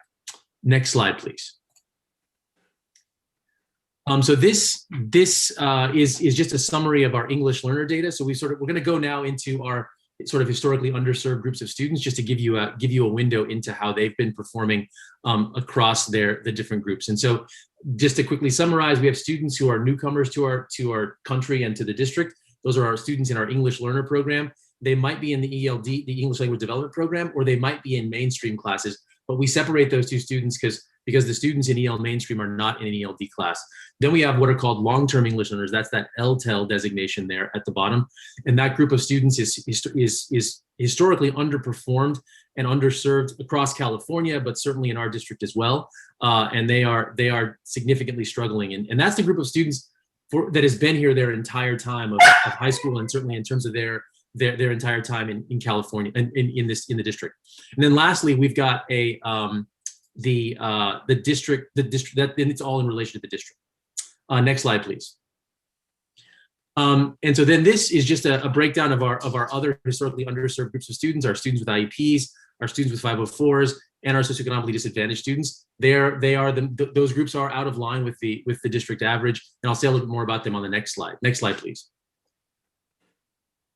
So we do have significant numbers of ELs and ELD who are extremely off track. I will say that is unfortunately not an uncommon thing, because many of our students come to us during high school and they have to take courses that kind of that don't enable them to accumulate the credits that they need as quickly as we'd like them to. But many of them do end up graduating from the district. So do know that while we have concerns and we're going to do lots of work, which I'm going to talk about in the next couple of slides, there's a reason why English learners would be off track significantly greater than their counterparts. Again, we are concerned in particular about 11th graders being off track kind of the most. And the group that for which we're in some ways the most concerned, because those are the ones that have been English learners for more than 5 years in the United States. Many of those students have actually even been in one of our elementary partners and or our district for their entire academic life. And nearly a quarter of them are extremely off track. And so we are significantly concerned about that group of students. And then obviously our students with IEPs, about 25% of them are off track overall, and about 15% of them are extremely off track. And lastly, our students from socioeconomically disadvantaged backgrounds, they are about 25% off track, from slightly to extremely off track, and 16.5% of them extremely off track. Next slide, please. So, the question is, well, what are we going to do about this, right? So we see this data, we know about it, we sort of knew about it from our ongoing work to address issues of engagement or non-engagement among students. And so certainly our staff have continued to implement engagement and outreach and intervention this spring, things that were started in the fall. That's everything from mentoring to connecting to just phone calling to address, we continue to have some access challenges for a few students. But then there are also students who have just kind of disconnected from us. And so there's the sort of social emotional needs that students have. We're also continuing to provide students with venues to complete their courses via the independent study platform. So we do have a kind of self-paced program using the Edgenuity platform to support students, and where and when possible, just as we have done in years past through our credit recovery regime, we've been utilizing that. And then lastly, we know we have to plan for the future kind of credit recovery and learning restoration that's required. So I'm going to move into that now, kind of what our plan is for moving forward and to address these findings. Next slide, please. So the first part of it is really just talking about what's the most immediate piece of the puzzle, which is the summer of 2021. And so we will have this summer a kind of three-pronged approach to summer school, much more kind of expansive than we have traditionally, partly honestly because of the need to have more space for some students to come in person. So the first piece of it was we will spend the first 12 days of summer right as soon as school ends on kind of completing coursework that was either initiated and unfinished from the last summer, or work that was done this school year in our credit recovery or our independent study courses. We will do that during the first chunk of summer. Then the next two pieces are really just our sort of traditional credit recovery program, but we've done some significant things to, we hope, improve them. The first is to offer some in-person courses for 11th graders. As you noted in the data, our 11th graders are the group that is the furthest off track and have the greatest need for significant credit recovery. And so we will be offering I should call them our rising 12th graders and our English learners. They will be offered an in-person, voluntary, of course, summer school program at four sites: Cappuccino, San Mateo, and Hillsdale for the credit recovery program for general education students, and then the adult school for our English learner students. And then lastly, we will continue to provide a virtual online offering for students in grades 10, 11, rising 10, 11, and 12th graders. Those 12th graders who choose not to come back to campus for whatever reason, we would still provide them with a virtual course. The significant difference there is that we're planning to have those be teacher-led classes instead of being our traditional credit recovery Edgenuity platform. We're hoping that a relationship with a teacher And so those will essentially be what we're doing right now, essentially Zoom classes for 12 days that students will earn 5 credits for each of those 12-day sessions. Some other significant design things we're changing are we're going to increase summer school pay rate. We're going to continue to invest in student mental health supports in summer school to continue to provide our mental health therapists then. And then we're also investigating some summer enrichment opportunities. The superintendent is very keen on us providing some, not academic, not for credit, but just for fun to get kids connected and back together again, if you will. And that's, if we can do, VAPA is kind of the area we're focusing on, but we're going to open it up to teachers who are to be creative about some opportunities for students. We already have a program in the district, the Gates Summer Program, that is kind of a model for how we might do this with students, just to get students together, certainly, and teachers who are excited to see them. So last slide, please. So then the question is, well, so what about beyond the summer? What are we going to do? Because, to some extent that's an opportunity for 15 credits, but some of those students are more than 15 credits behind.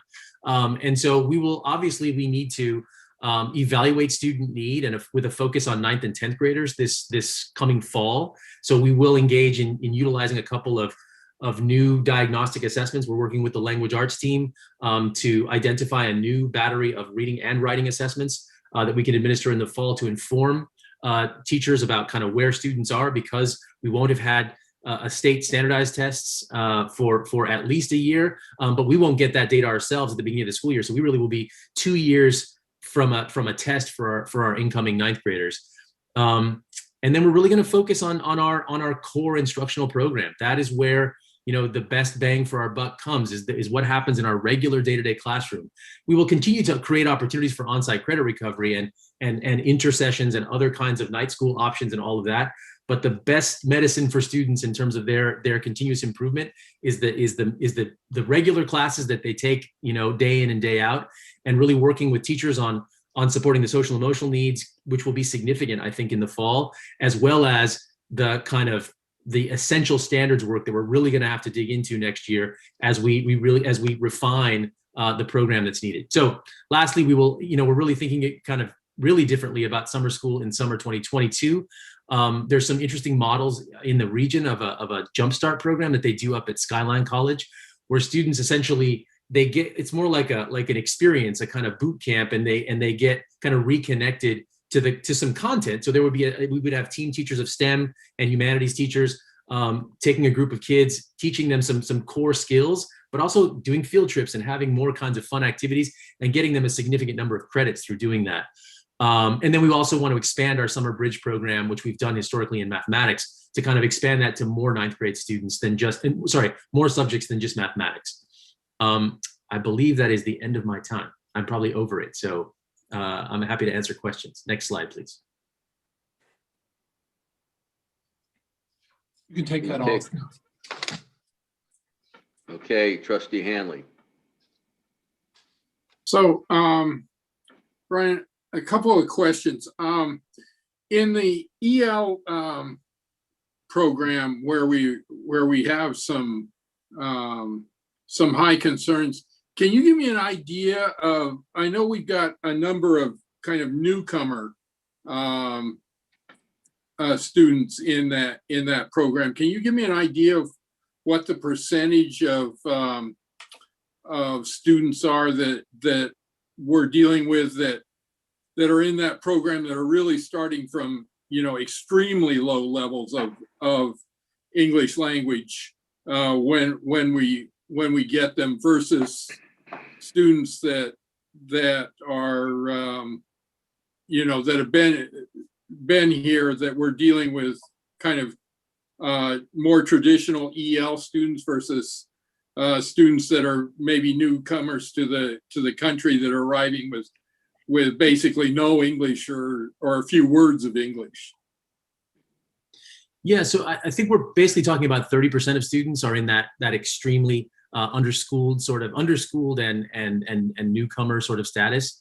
So of our group of, basically, I think it's around, if you go back to that slide, it's about 400 students. And so, it's, 30% of that 400 number. So I gotta do the math. It's about 120 kids, 220 students who are sort of in that category of, again, and again, we have a number of students who Spanish is actually their second language.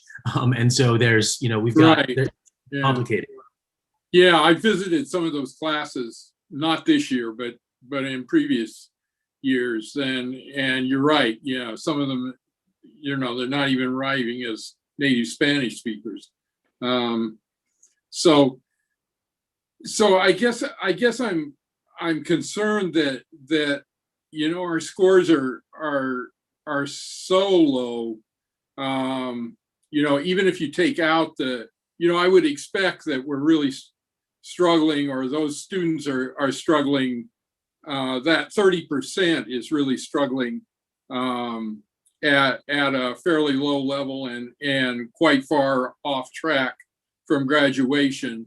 That's a big lift to arrive in this country. If you're 9th, 10th grade, to try to graduate in 3 or 4 years when you're arriving at very zero level or very low level of English. But if you got 70%, I'm concerned that we're still having really not great success with our EL program. And we're still having so many students that are that far off track in EL.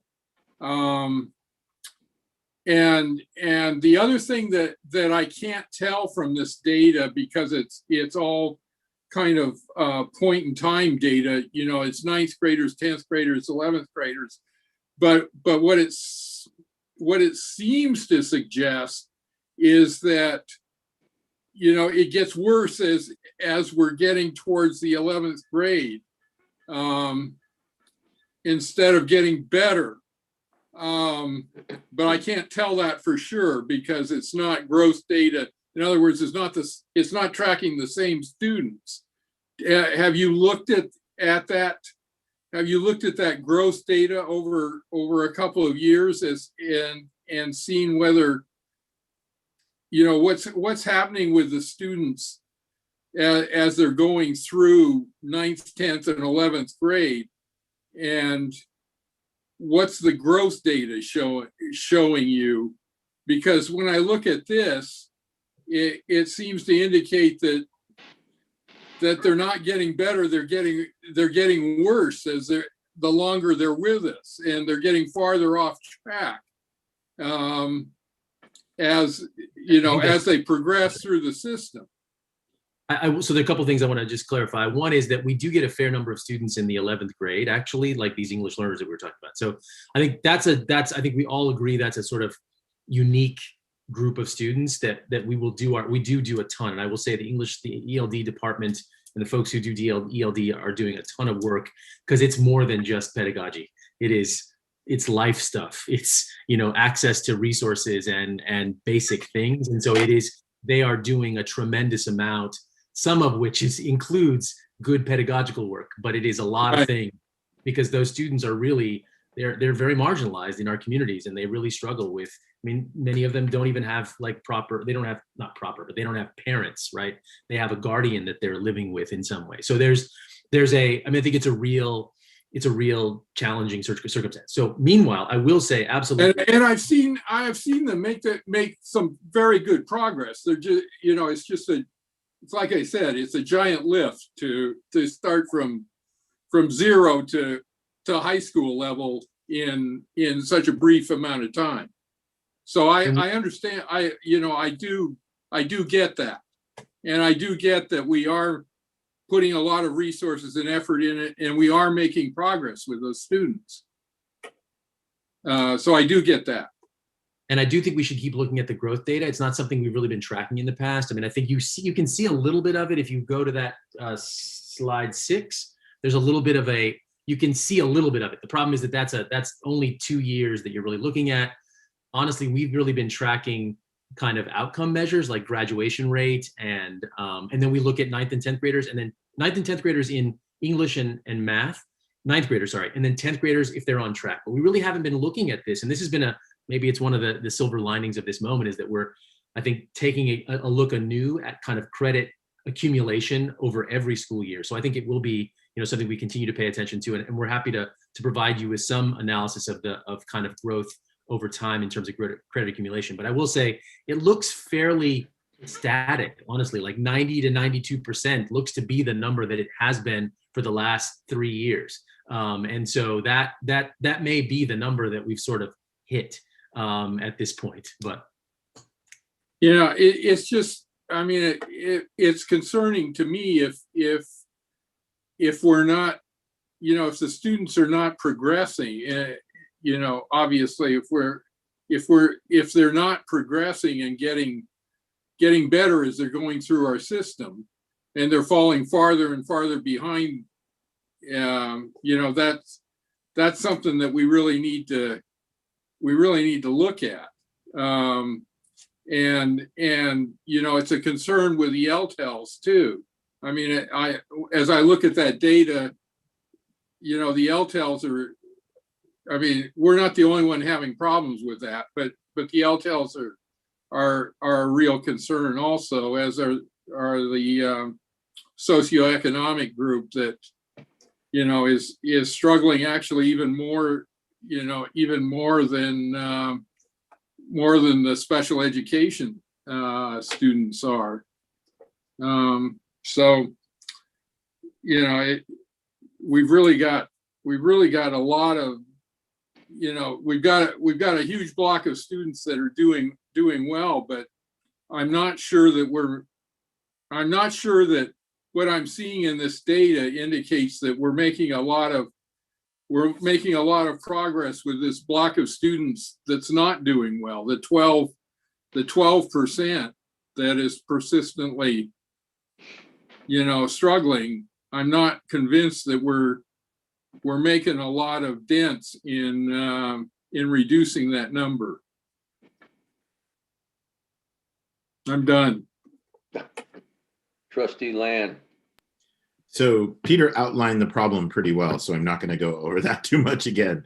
But going on to slide 12, where you're talking about implications, I think you've identified the issues, especially LTEL. In my mind, towards the end of the conversation, the LTELs and the socioeconomic students are really something that we've talked about quite often. We know historically this is the case. And even the board has suggested radical solutions to change this, what's happening historically. And so, again, I'm going to reiterate to the superintendent, this may be where we need to really identify super changes, extra resources, because you came up with really good ideas. I mean, Brian, the presentation was excellent. I really like the solutions that you've come up with. But I think to add to that, what can we do? It's when you talk about continuing to implement engagement, I think we need to do more. I think, touching on what we've done with the Bridge program, yeah, we start them out at very basic, and we're achieving a lot over a short period of time with those kids. And, Dr. Skelly's suggestion about enrichment and environments and field trips, and yes, fun. And so how can we, and you've talked about mentoring and supports and teachers and phone calls. How do we put more support into that? Is that a co-teaching? I'm trying to think, what are the radical things that you can do above what you're already suggesting? Because you're bringing up some really great suggestions to do, and we should do them. But what's next? Mental health. That is another thing that you put in the summer school. That was great. But then what are we doing with the kids with LTELs? And, how can we show them success? How can we show them comfort? How can we make sure they're Maslow's, you have to Maslow before you can bloom. I mean, that's, the thing that I've been talking to my own school about is they have to have those basic needs met. And if we can do more in that area, then can we do that? But again, those are things to go beyond and just give you suggestions to go beyond what you've already done. Because again, what you're built on, those last 2 slides that you showed us, really solid programs, really what we need to do. I'm glad you're implementing it this way. Brian, it was a really good report. I don't want to keep harping on it, but I really think we have to do some more radical thinking and putting resources into making historical data change, because that is what we need to do. And we've got to think outside the box, extra resources, extra teachers, whatever it takes. So you even mentioned access. We still have access problems. We shouldn't be doing that. We know we've been working on that, and it needs to be 0. The only other thing is the wisest thing you said in the meeting in the presentation was we really need to do what's the general education classroom. It starts there. So how can we assist in that area and support in the regular education classrooms where that's where the big difference is going to be made over time, not credit recovery, not doing other programs, but in the classroom. So how can we do it there? That's it. Thank you. Trustee Andrade Zuniga. Thank you, Brian, for your report, and I appreciate all your hard work. I sent Brian an email, I think, last week, and it was late. I didn't expect him to get back to me, but he did, and I was like, what are you doing? Still working. So he worked his tail off. I wanted to say a bunch of things, and one of the things that Greg brought up about mental health. We have to remember that a lot of our ELD students come from a lot of places that affect their mental health, and PTSD is big in our community. Not only immigrating here, coming to a different country with a different culture, and oftentimes being bullied, oftentimes being like feeling like they don't belong here.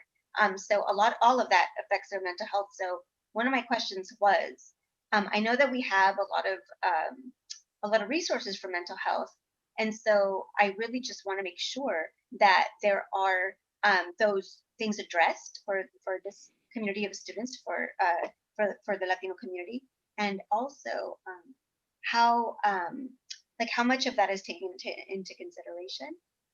Second, how large are the class sizes? Because with this type of situation, oftentimes it's really important to have a one-on-one rapport, trust, and again, right, coming from another place where they, like, their whole life was there, that's all they know, and then coming to a country where they might not even have their parents. It's very hard to trust. And so my other question is, how large are the class sizes, and if they're fairly large, is there a way to mitigate that? And so I just want to make sure that the community knows that there are serious mental health issues in our community too, and that needs to be addressed, and that affects studies, and sometimes some of these students go and they live with their aunts and uncles and friends and whatever, and they have to help financially in these households, and so sometimes they're worried about that, and so there's so many different things. I think you also touched on that. There's other things that, like, external issues that seep into their mental health, seep into their time, and that affects how they learn. So we can't expect it to be like our everyday student that comes to this district. So yeah, so those are my questions, and I appreciate all you do. Thank you. Thanks. Superintendent Skelly's got his hand up. That usually means he wants to say something before I speak, so I'll let him go. Okay, well, thank you. So, Superintendent. No, I'd rather hear from Ms. Lee Dwyer before I go. Well, I'm going to quit calling on everybody and just let everybody take a shot at it. So, Trustees Lee Dwyer, please, somebody. Trustee. Okay, it's me. Okay. Thank you, Brian. I agree. It was an excellent presentation. And I just want to make sure that we're not duplicate counting. So the 11th graders, as the students move through, the population changes. So an 11th grader coming in now is different than 11th grader who was with us earlier and then now is an 11th grader. So are we able to sort that out when we do the data? Not really, or really? Yeah, I mean, we could go by, sort of by name, but yeah, we don't get it. No, just because we don't get a ton of students. I mean, we get a fair number of students at the 11th level, but it's a relatively small number comparing to the mass of 2,300, 2,400 11th graders that there happen to be. Well, I mean, when you're looking at a small group, it makes a bigger difference than if you're looking at a large group. I think I agree with what Ms. Zuniga said, and I agree with what Greg said. Fitting in is so important. And when you come to this country and you don't speak English, your English is marginal, you're not dressed like everyone else, and your hair isn't the same, and you're just, all you want to do is fit in. And once you fit in, then you can calm down and you can actually start learning more, because you're not so stressed about what people think or say, or that you'll give the wrong answer because your English isn't good. So, and I know, we've had like multiple teams, and you may have done this already, but the idea that just came to me when you're doing this is a team at each school with an activity director, a student leader, a psychologist, and a teacher to look at, how do we help people fit in? How do we help kids feel that they belong? Because when you belong, you're part of things. And when you're part of things, you're going to learn. And so anyway, I'm just throwing that out because I think it's so hard when you don't fit in. And we need to do everything we can to help kids feel like they're part of the community, and so that they can engage. So thank you for everything you're doing. Okay, Mr. Superintendent, Dr. Skelly. Thank you. I want to just make a few comments based on what's been said. Ms. Zuniga made the comment about staffing and class size. If the board remembers, last year, one of our goals was to relook at our staffing. We added quite a bit of EL staff to our formula, and we also didn't see as many EL newcomers come this past year as before. So classes were designed to be small, and then were actually smaller than we predicted. In the next, I think it's either March or April, we have the DLAC committee coming, and they will be speaking here. We've had some discussion so far, and one of the things that we're looking to bring to the board is the possibility of a social worker to address some of the needs that are present there, perhaps using some of the money that we used to use for our SRO contract with the city of San Mateo. I think as a community, we need to be very aware that this pandemic has crushed many of our families financially. It's hard to overestimate how difficult that has been all the folks that were working in what was once a robust restaurant sector are now not having jobs. You talk to kids, they can't find work to do. They're struggling. If they don't have citizenship, that it's a real challenge for us. And so I think our community is aware of that. That's why you see responses like the Peace Pantry regularly. We can and we should focus on the achievement of these students. But frankly, I'm often amazed at what these kids do in an environment where they have so many things lined up against them. And so as much as we can tilt to those students, we should. Ms. Lees-Dwyer made the point about summer or enrichment and feeling like you're part of this. Ms. Showman and I have had conversations about what are the ways that we can bring cultural activities in during the summer around dance, around soccer, around whatever it is that we can burrow our way into the experience of our students in ways that makes a connection for them. The same is true for our Pacific Islander students. In many ways, our most socially happy kids on campus are the ones who are really struggling during this time when they don't have that sense of belonging that you mentioned, Ms. Lees-Dwyer. So we have a lot of work to do. Please, we'll have some relief from the pandemic, and we can get to doing some of these things. Zoom is not going to meet the needs of our students. It's a huge, as fantastic as our teachers are and how hard they work at connecting, it's just very, very hard to do that in this work. So when we get back in the summer, we're going to have to get after it because there's a lot of work to be made up there. Okay, well, thank you everyone for this discussion. Are we ready to move on to L3? Yes. Okay, L3, adoption of resolution 2021-12. Dr. Skelly. Thank you. We have Mr. Harold Freeman, who's one of the experts in the state on this transition to trustee area elections. He's also helped us with our property issues and the sale of Crestmore. He's going to walk us through our situation now. And we have staff has recommendations here around a resolution for the board to consider.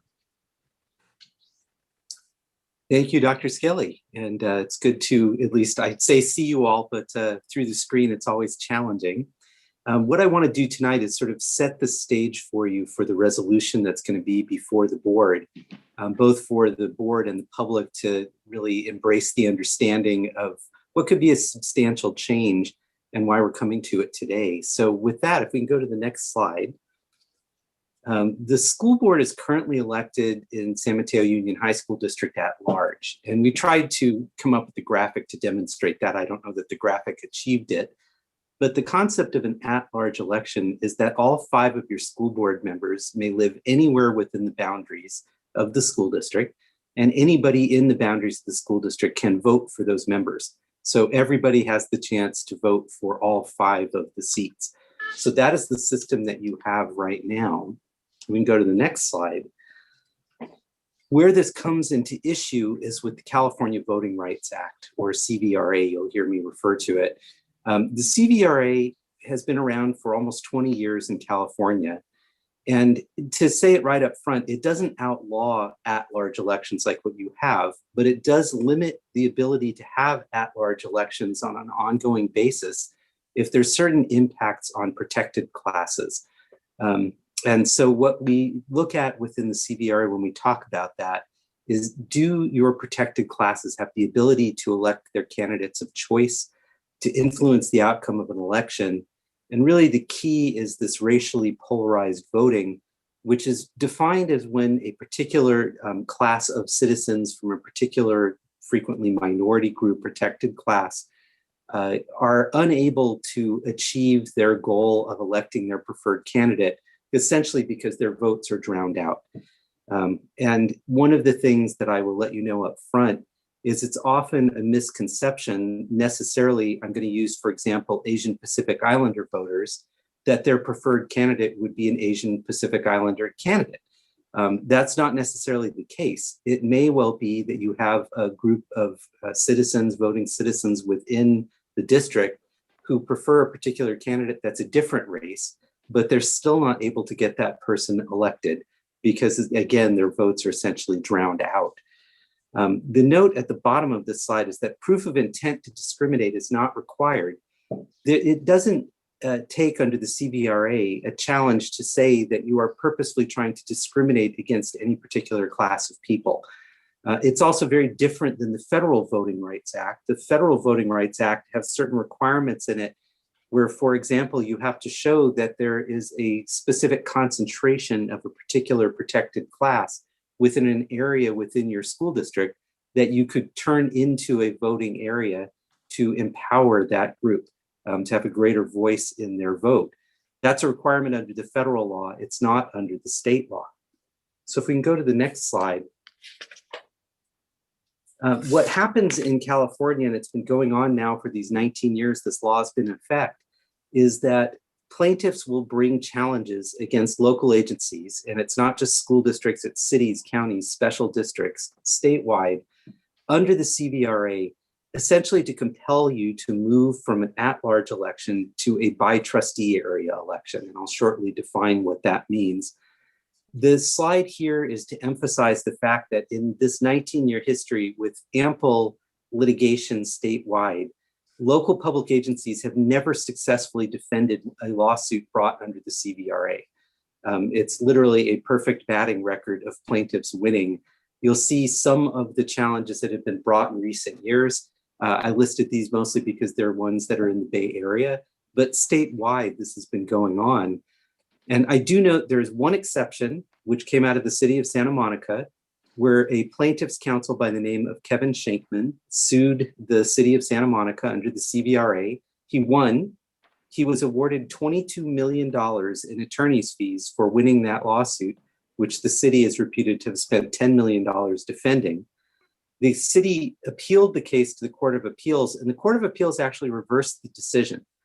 And they did it specifically because they found that based on the unique population of Santa Monica, the Latinx population, which was really the population that was at issue in that lawsuit, was so spread throughout the city, there was no way to increase their voting power by moving to the by trustee area elections we'll talk to. Unfortunately, or I guess I shouldn't put a quality on that, the history of what's happened is that the California Supreme Court has granted review of that case and has depublished the appellate court case, meaning that the Santa Monica win for the city of Santa Monica is no longer on the books. And we're waiting for the California Supreme Court to weigh in on this. So again, we're able to say that up until now, no public agencies have successfully defended a CVRA challenge. We can go to the next slide. I mentioned the $22 million that were awarded in the Santa Monica case, which is still working its way through the courts. But I wanted to just list some other examples of cases once they've been filed under the CVRA to give you the sense that you're really talking about, even if you settle one of these lawsuits, you're talking about paying hundreds of thousands of dollars in attorney's fees to a plaintiff's counsel. If you go to court, as you'll see on the city of Santa Clara, the court ordered approximately an award of $3 million. That case is also being appealed right now. So this is costly litigation that is very difficult for a public agency to win. So if we can go to the next slide, the one guarantee that the CVRA gives you is that if you move to by trustee area elections, you are presumed to be compliant with the CVRA, and nobody can successfully sue you under the CVRA for going through that process and adopting your trustee areas. So we again tried graphically to explain what this means. Essentially what a by trustee area election is that the voters in your district vote only for a trustee who lives in their defined 1/5 region, if you will, of the entirety of the school district. So each of the 5 board members are elected from 5 different distinct areas with only people in those areas voting. We refer to this as by trustee area election. If you read the CVRA, it's referred to more typically as by district election, which gets very confusing when you're a school district, which is why for school districts, we refer to it as by trustee. You'll often hear it also as by ward. There's other ways of defining it, but when we refer to by trustee, this is what we're talking about. And again, if you move to a by trustee area election, it ensures compliance with the CVRA. So as you can imagine, with this background of litigation, the difficulty of defending these cases and the expense of it, most public agencies, just a vast majority, when they are faced with the CVRA challenge, elect to move to the by district or by trustee area elections. To give you an idea, in California, as of last May, 211 school districts out of the roughly 1,000 in the state had become by trustee area districts. 2 years before that, the number was 113. So it's almost doubled in a 2-year period. I expect with what's happened since last May, we're probably approaching close to 25% of the school districts in the state, and we'll continue to watch that climb. We can go to the next slide. So what happens if a demand is made? This is where there's a bit of a rush at the beginning, because if you receive a letter from a prospective plaintiff's counsel or plaintiff who alleges a violation of the CVRA, you only have 45 days from receipt of that letter to make a decision about whether you're going to make the transition to by trustee area elections. If you don't make it within that 45 days, the prospective plaintiff can file a lawsuit against you in which there is no cap on the amount of attorney's fees that they can seek. If, however, you decide to voluntarily move to by trustee area elections after getting a demand, your exposure to attorney's fees is capped under the CVRA. The current cap is about $32,000. It goes up by inflation, but that's around where it is right now, is about $32,000. So the differential is if you make the decision to commit to move to by trustee area elections, your total exposure to a plaintiff for attorney's fees is that roughly $32,000 cap.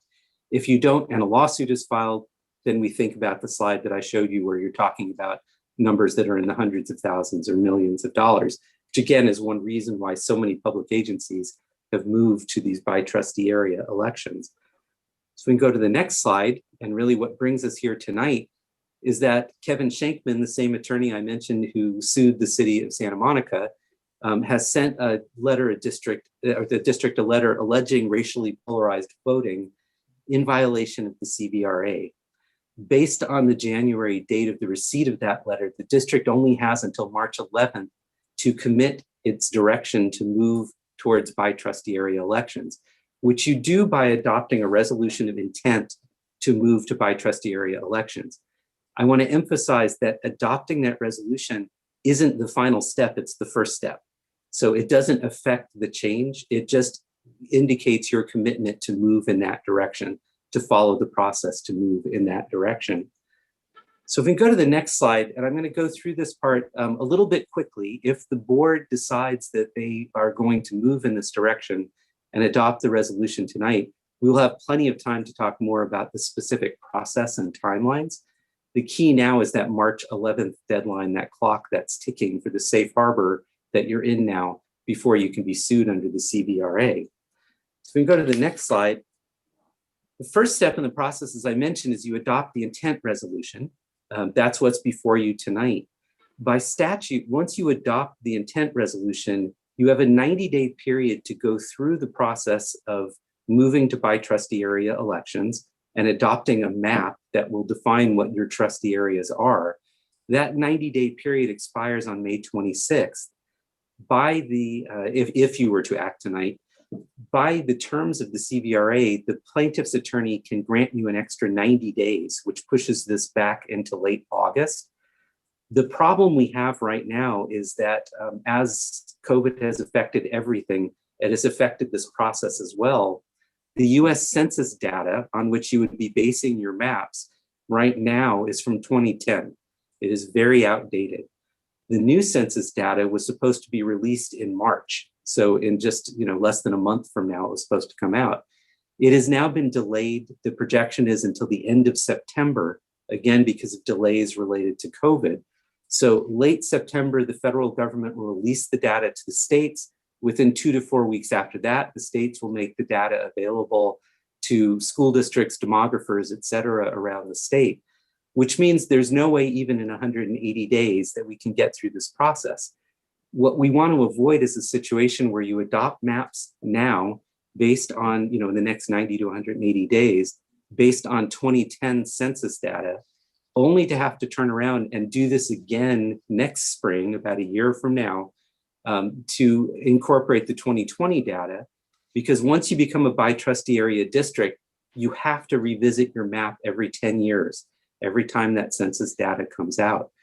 So the good news there is I've been in discussions with Mr. Shankman, the attorney who sent the demand, and he is very open and agreeable to the concept that the board would be given additional time to go through this process to allow you to await the data that will be coming out in September and October, and to adopt a map later than that. You'd have to get through the process in all likelihood by the spring still of 2022 to be able to make a commitment to have the November 2022 election be the first one by trustee area elections. And I want to mention something I should have said earlier.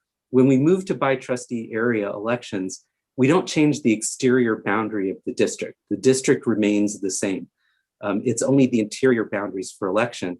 We also don't unseat any incumbent board member. Anybody who's been elected by the entire electorate of the district is allowed to carry out the rest of their term.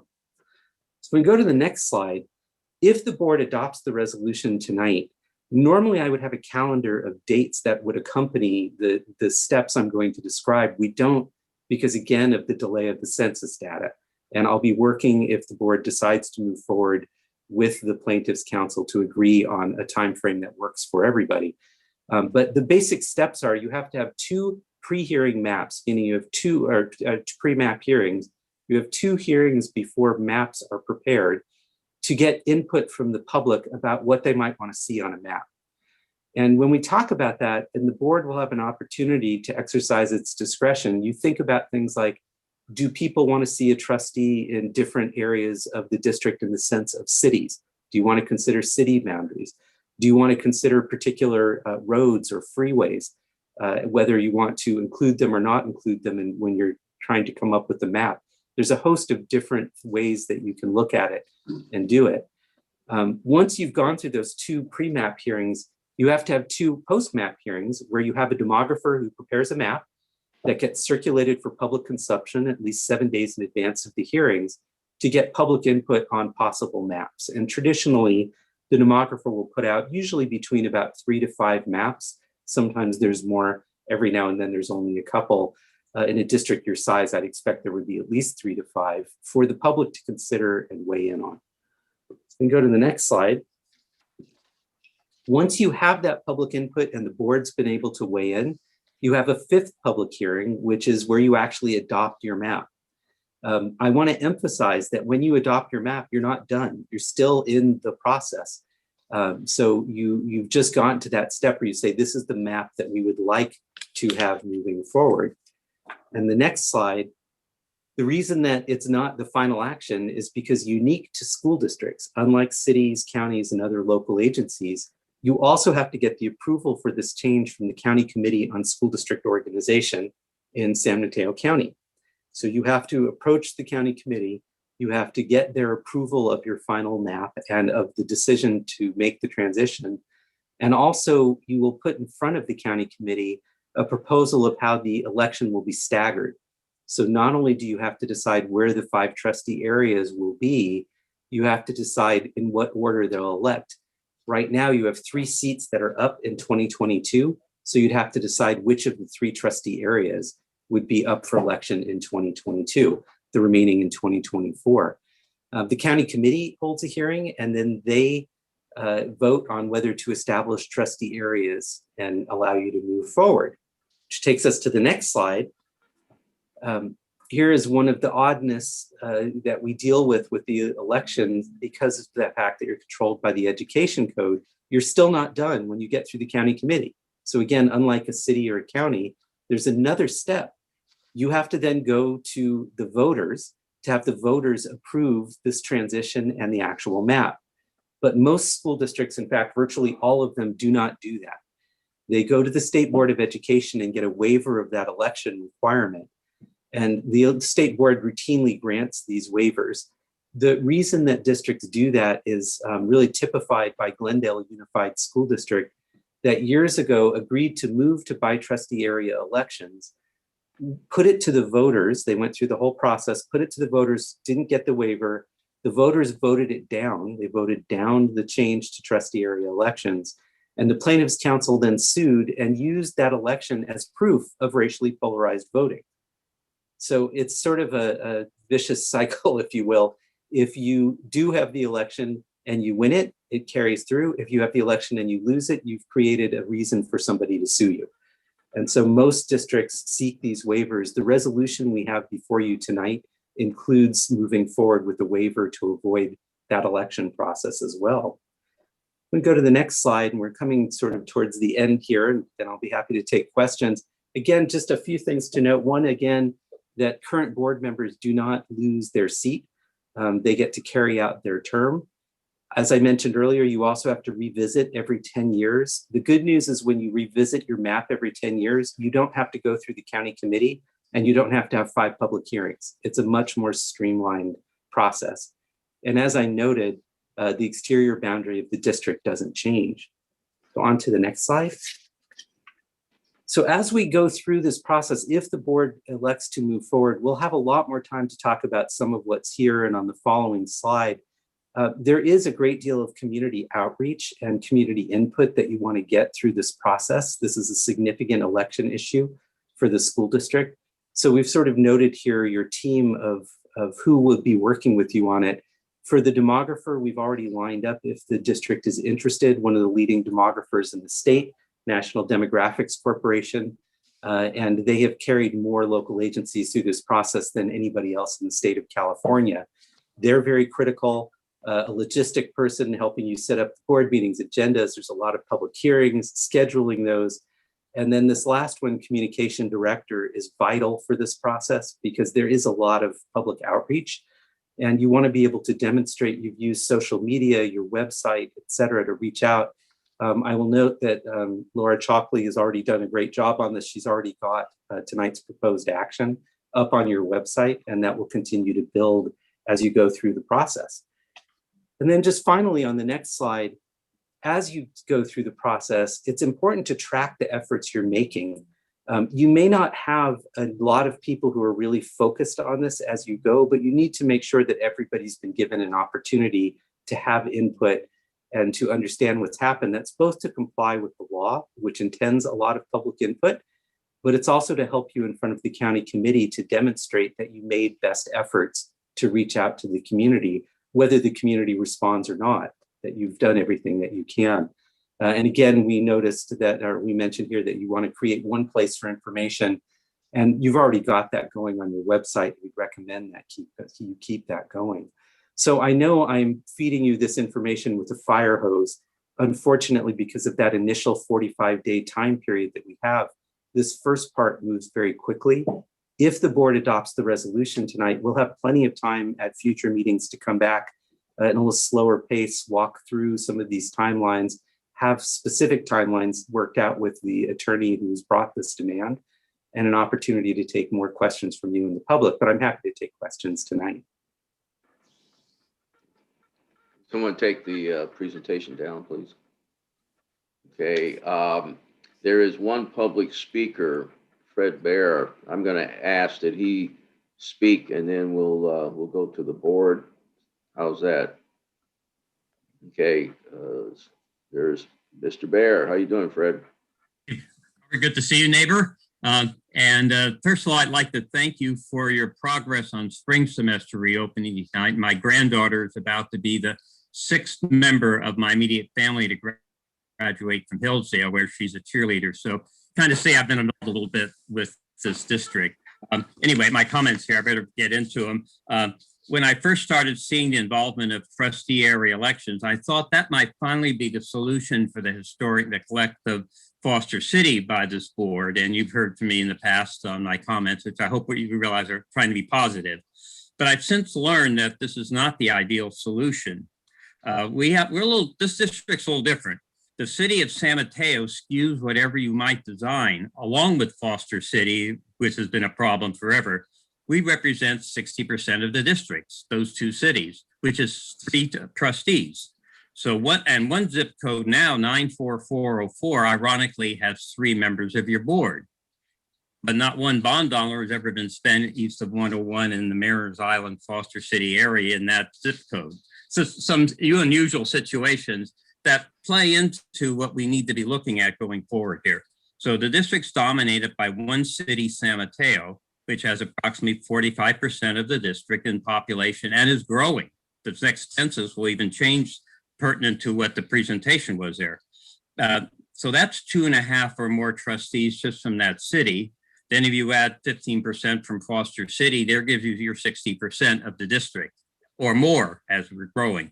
So I'm just kind of give you some background information because this is a little different than all the examples you've heard here.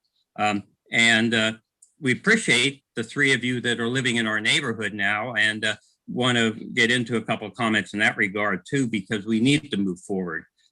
But also those 3, all the 3 of you that are in my area have a situation where you'll end up having to run against each other eventually for one board seat because that's what the geography says at this point.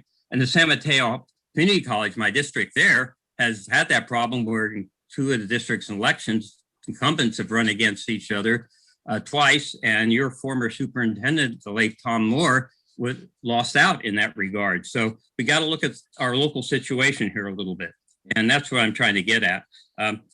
But I want to also make another positive related point, how we need to all work together in ways, and so we don't have to deal with legal situations. I suggest your board become proactive now by naming board members as liaisons with each city in the district. Foster City has 2 designated liaisons to your district, Patrick Sullivan and John Froman from their board, who we should have engaging in conversations about issues which I've alluded to and have talked to in the past, and I'm not going to belabor at this point. So I'm trying to be positive here, also trying to bring some information forward for your consideration, because the San Mateo problem has caused Foster City and all its school situations, including elementary, having San Mateo being so much bigger is a problem that we don't have a good solution for. This is not the solution to that. That's the point. It solves some legal problems, absolutely. So trying to be, I want to work with you on all these things I'm talking about and be positive, and I'm bringing just facts forward right now. Thank you, Fred. Okay, trustees Lees Dwyer. Someone has to go first. Fred, we do have liaisons to all the cities. And I think, Bob, you're the liaison to Foster City, correct? Correct. Okay. I am not at all, I actually am in favor of trustee area elections, because I believe that since I've been on this board, we've kind of seemed to have a number of people from the same place. Burlingame is one example. I guess apparently San Mateo is another, but and we've not really had representation from the north part of the district. And I've always felt badly, and we did for a long time, and then it changed, and now we're composed to where we are. I think we're very balanced. Otherwise, we were not for a while. We are again, which I think is wonderful. But we're kind of fish in a barrel here. We have an attorney and his wife, who's an attorney, are making a career of bringing these actions because it's so easy. And we are fish in a barrel. And with the fire hose, Harold, you could just shoot that fire hose, we'll all just fly out of the barrel. But he'd like to shoot us with something else. And I understand that. I guess the only thing that really disturbs me in this is the cost. It's going to put our district through so much cost. Even if we say, sure, pass the resolution, we're ready, willing to do this, but we're still going to have to pay so much money. And we're going to have to pay $32,000 to someone. I'm not sure there even is a real plaintiff. We just have an attorney. And I feel that's really wrong, to take money out of public education and put it in, to use it in this way. And that really disturbs me. And I guess, I want to keep the focus on the best interest of our students, and district elections may prove to be that. The cost to get there, I am appalled by. So I'm absolutely in favor of district trustees, but the costs that we're going to have to go through, which are going to be hundreds of thousands of dollars before we're done, really disturb me. So that's where I am on this. Trustee Andrade Zuniga. Yes, the cost is terrible. I agree. But we definitely need representation from all parts of our district. I'm in a weird situation where I'm like right on the border of San Mateo in Foster City. I live like literally on the border. So whenever someone puts in Bridgepoint Parkway, it's Foster City. When someone puts in Bridgepoint Circle, it's San Mateo. So I guess I can choose. But that's the thing though, like, where is San Bruno? Where is Millbrae? And that really hurts my heart, because I've heard from people that have said that they don't feel connected.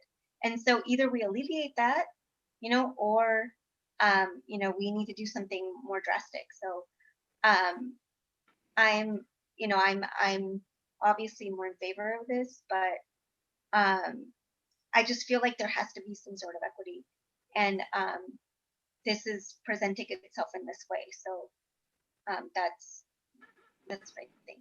Thank you. But yeah, the cost is definitely steep. Trustee Land. So to Linda, yes. To Lehia, yes. So I agree with both of them, and for the same reasons. I'm fine with, I think it's a good idea to go to trustee areas. I think that's what we should do. But one of the concerns that I have is I don't, when we start getting into trustee areas, I don't want it to be one area versus another. I don't want one high school to be competing against another. And I think, one of the things that I think is positive about this board is we look at the whole school district. And I don't want to lose sight of that. I don't think we dominate one school district, one school versus another school. I think we look at all of the schools, and I'm very proud of that fact. But I definitely understand what both Lehia and Linda are talking about. And so as we go on to these discussions, I really would like to talk about what kind of maps could be done so that we kind of cross-pollinate areas, so it's not that typical, okay, we're just one representing Foster City and one representing one area and that's it. So it's something to think about. I don't know the solution, but that's obviously why this process is in place. So, here we go. I'm in. Yeah, Trustee Hanley. Yeah, I don't think trustee areas have been particularly a positive development, but I don't think we have much choice.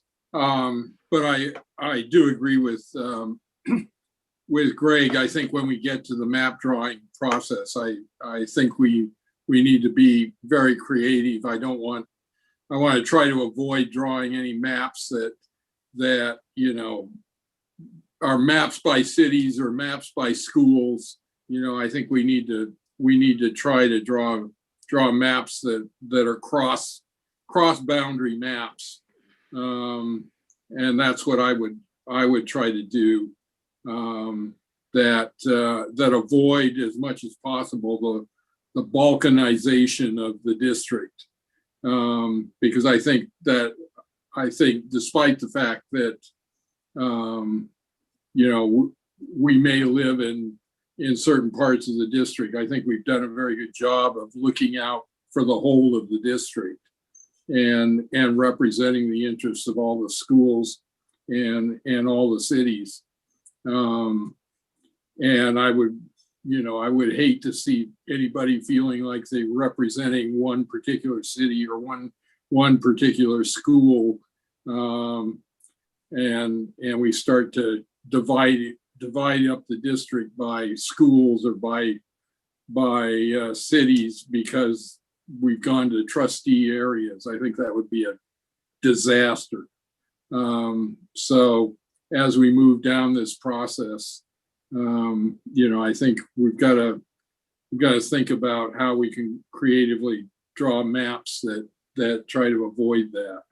But I don't think as you look around, trustee areas have been particularly a positive development so far, but I don't think we have any choice.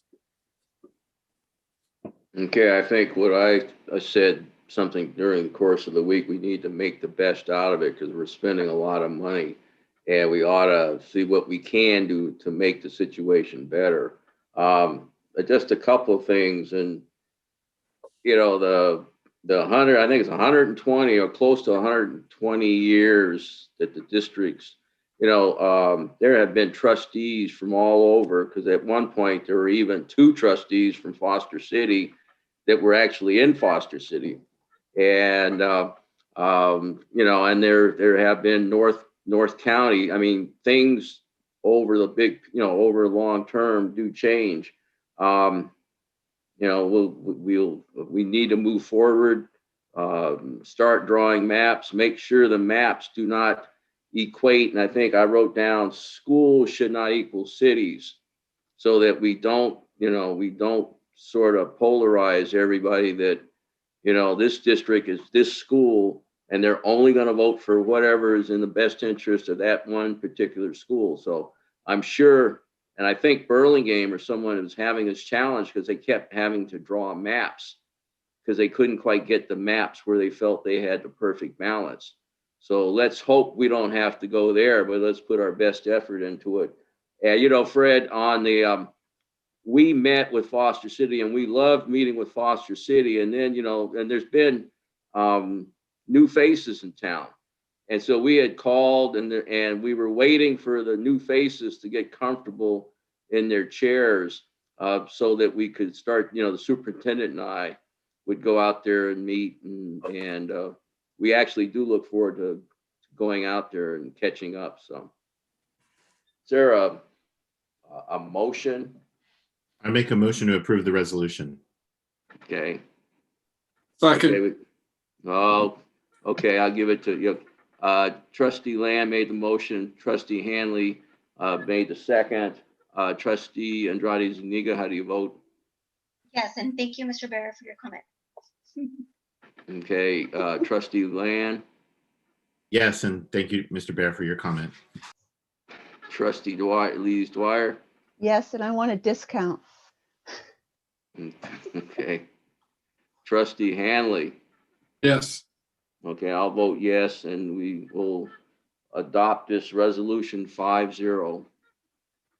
And thank you, everyone. Harold, Bear, tell them, Harold, we Harold. only have 18,000, so will they take that, you know? Start with Always- 10. Okay, I think we're done on that item. Mercifully. Okay. We'll move on to M1. Right, so there are 4 items here that are all related to improvements to our HVAC system. We provided staff, board with a sort of general picture on our ventilation in the district. Thanks to the various bond measures, we've done a lot of really great work in terms of updating our facilities, but there are still some areas that need to be brought up to the district standard. We're here to talk about, we're here to ask you to approve contracts with architects so we can begin that work. Mr. Lee is here to answer any questions that you might have. Board had on M1, which is the approval of an architectural contract, and also, I guess, the architectural contract. Any question? Oh, trustees Lees Dwyer. I hope you're not getting tired of calling on me. My question is, how soon can we get this work done? Because we really need to get it done. Good one. Good one. That's my question. So Burlingame High School will have to go through DSA for approval. So it's going to be a summer of 2022 project, and it is a full review because there's structural implications. Can we have, will we do portables in the interim? How will we address the return of students? The system is functional and it meets the air quality standards and codes for ASHRAE and CDC requirements. You're getting the air circulations in that building. The big issue is that there's only 7 of 29 rooms that have cooling, and some of the systems are 100% outside air, which is great for COVID, but not good when the 100% outside air is coming off of a 100-degree roof. So those rooms get horribly hot toward the end of the school year and at the beginning of the school year. As far as it goes to the ventilation standards, there are some of the best that you have throughout the district. The maintenance staff has implemented some additional filtration systems and CO2 monitors in those rooms to make sure that the indoor quality air quality stays good. DSA, unfortunately, is not moving COVID-related projects to the front of the line or creating any express lanes to get this through. And it's a significant project. We've got to cut up the roof structure to install new units. And it's going to take all of a summer to get it done. Any other questions? No, that was it. Thank you. Is there a motion? I move approval. Second. Okay, we got trustees Lee Squire on the motion, trustee Land on the second, trustee Andrade Zuniga. How do you vote?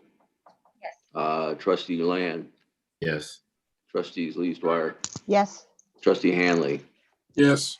and I'll vote yes. The motion passes 5-0. M2. I just think it's, again, M2, M3, and M4. Well, I mean, are we going to get a motion on this, or do you want to discuss it? I'll make a motion to approve M2, M3, and M4. Second. Okay. We got a motion and a second. Trustee Andrade Zuniga, how do you vote? Yes. Okay, trustee Land, how do you vote? You're muted. You said something, I guess. So Yeah. okay. Trustees Lees Dwyer, Yes. trustee Hanley. Yes. Okay, and I'll vote yes. And so the 3 motions, M2, M3, and M4 All passed 5-0. Thank you. I have a question. Yes, ma'am. Do you think a conversation between the two superintendent and our new state senator regarding DSA and COVID needed work would be a worthwhile use of time? Yes, I think so. I mean, it would just seem like I think he's doing a yeoman's job, and I think that it would be good for him to hear about what's going on and maybe Kevin could tour him around a little with Todd and show him, this is what we're trying to do, and it's going to take us a really long time, and we don't want to do that. And I don't know, it's worth a try.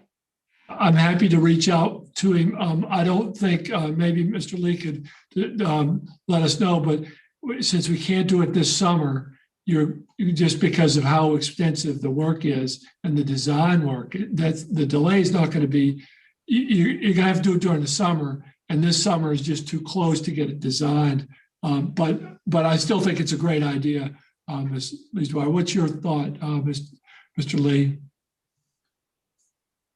I think that there should be an expedited review for health and safety projects related to COVID. There is a DSA COVID policy, but there's very little in the way of procedure changes. And I think that's an area that certainly could be addressed. There's lots of indoor air quality. Your district is, as districts go, in really good shape with regard to indoor air quality, but there are districts in other areas that have almost no air circulation, or in older schools where there's boilers and radiators and no filtration taking place whatsoever. And the fact that they can't fast track an approval on that process. One of the concerns that we have moving forward into 2022 is there's going to be so much demand on HVAC equipment that the lead times are going to get extremely long. So one of the reasons that we're pushing this is that we get out of DSA towards the end of the 2021 year, so we can have a 6-month lead time to get our equipment ordered. I think there's going to be a tremendous run on HVAC equipment within the school districts going into the next year. And also, we're already seeing districts lining up to do projects. So, one of the concerns is, will DSA even be able to make their normal timelines? And express lane, I think, is a wonderful idea. Well, it could help us and it could help other districts. So it would seem like education is power. So we should do what we can to help our new senator become educated on these serious issues. I wanted, if I could take a moment to just talk about this ventilation issue. This has been an issue that Mr. Childress has spoken on repeatedly, and we're working through this. We will come back with more information to the board. We added the general picture Ms. Carlton put together regarding where we are, and Mr. Lee was involved in that as well. These are important issues. As mentioned, we think we're in a really good place, but we want to make sure that every single place that we have kids or staff is in a good place. And I've learned a lot more about this. The CO2 measures are really a good proxy for the health of the air that you're seeing. So, thank you. Okay, we're going to move on to N1, approval of personnel actions. Yes, we have personnel actions and addendum. We have 3 recognitions. We have 3 teachers retiring at the end of the year, effective May 27th. We'll start with Guy Oling, physical education teacher at Aragon, been with the district for 37 years. Barbara Henderson, special education teacher at Hillsdale, been with the district for 24 years. And Elizabeth Yap, an art teacher at San Mateo High School, been with the district for 16 years. Their retirement's effective at the end of this school year. Any questions, comments? Is there a motion? I move approval. Second. So Trustee Hanley made the motion. Trustee Land seconded it. Trustee Andrade Zuniga, how do you vote? Yes. Trustee Land, how do you vote? Yes. Okay. Trustees Lees, Dwyer. Yes. Trustee Hanley. Yes. And I'll vote yes, and personnel actions are adopted. And to approve the school calendar. We're bringing this back for your approval tonight. Any comments, questions? Is there a motion? I'll move approval. Okay. Trustees Lees Dwyer makes the motion. Is there a second?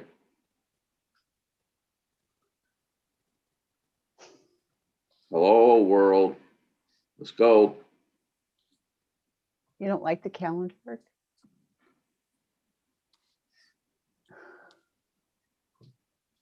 Oh, What is, did I miss something? yeah, no, I would say I think we need to have a calendar, even if it's not optimal, so we can start planning something and everybody can kind of see where we are. But apparently,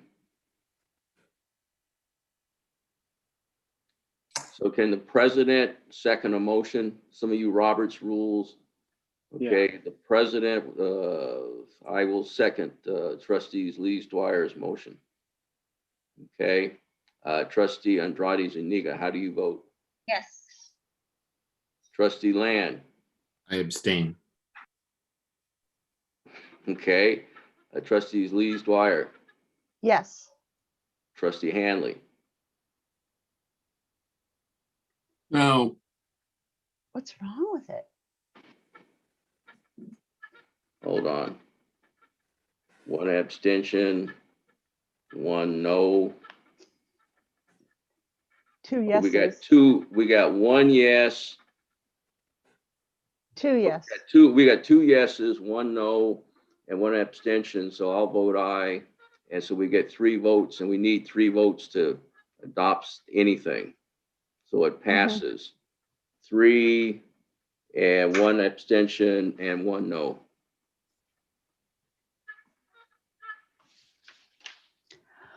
Okay.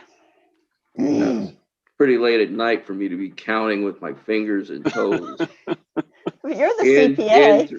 In 3, approve the revised job description. This is Sorry. sorry. No, go ahead. I read it. I read it. I'll make a motion to approve the Second. Okay, we got trustee Lamb with the motion, trustees Lees Dwyer with the second, trustee Andrade Zuniga, how do you vote? Yes. Trustee Land? Yes. Trustee Lees Dwyer? Yes. Trustee Hanley? Yes. I'll vote yes. The job description passes 5-0. It gets us down to business services, I believe. Q1, our return to school technology classroom enhancements. Yes, hi, good evening. In the last meeting, I talked about the technology classroom enhancements.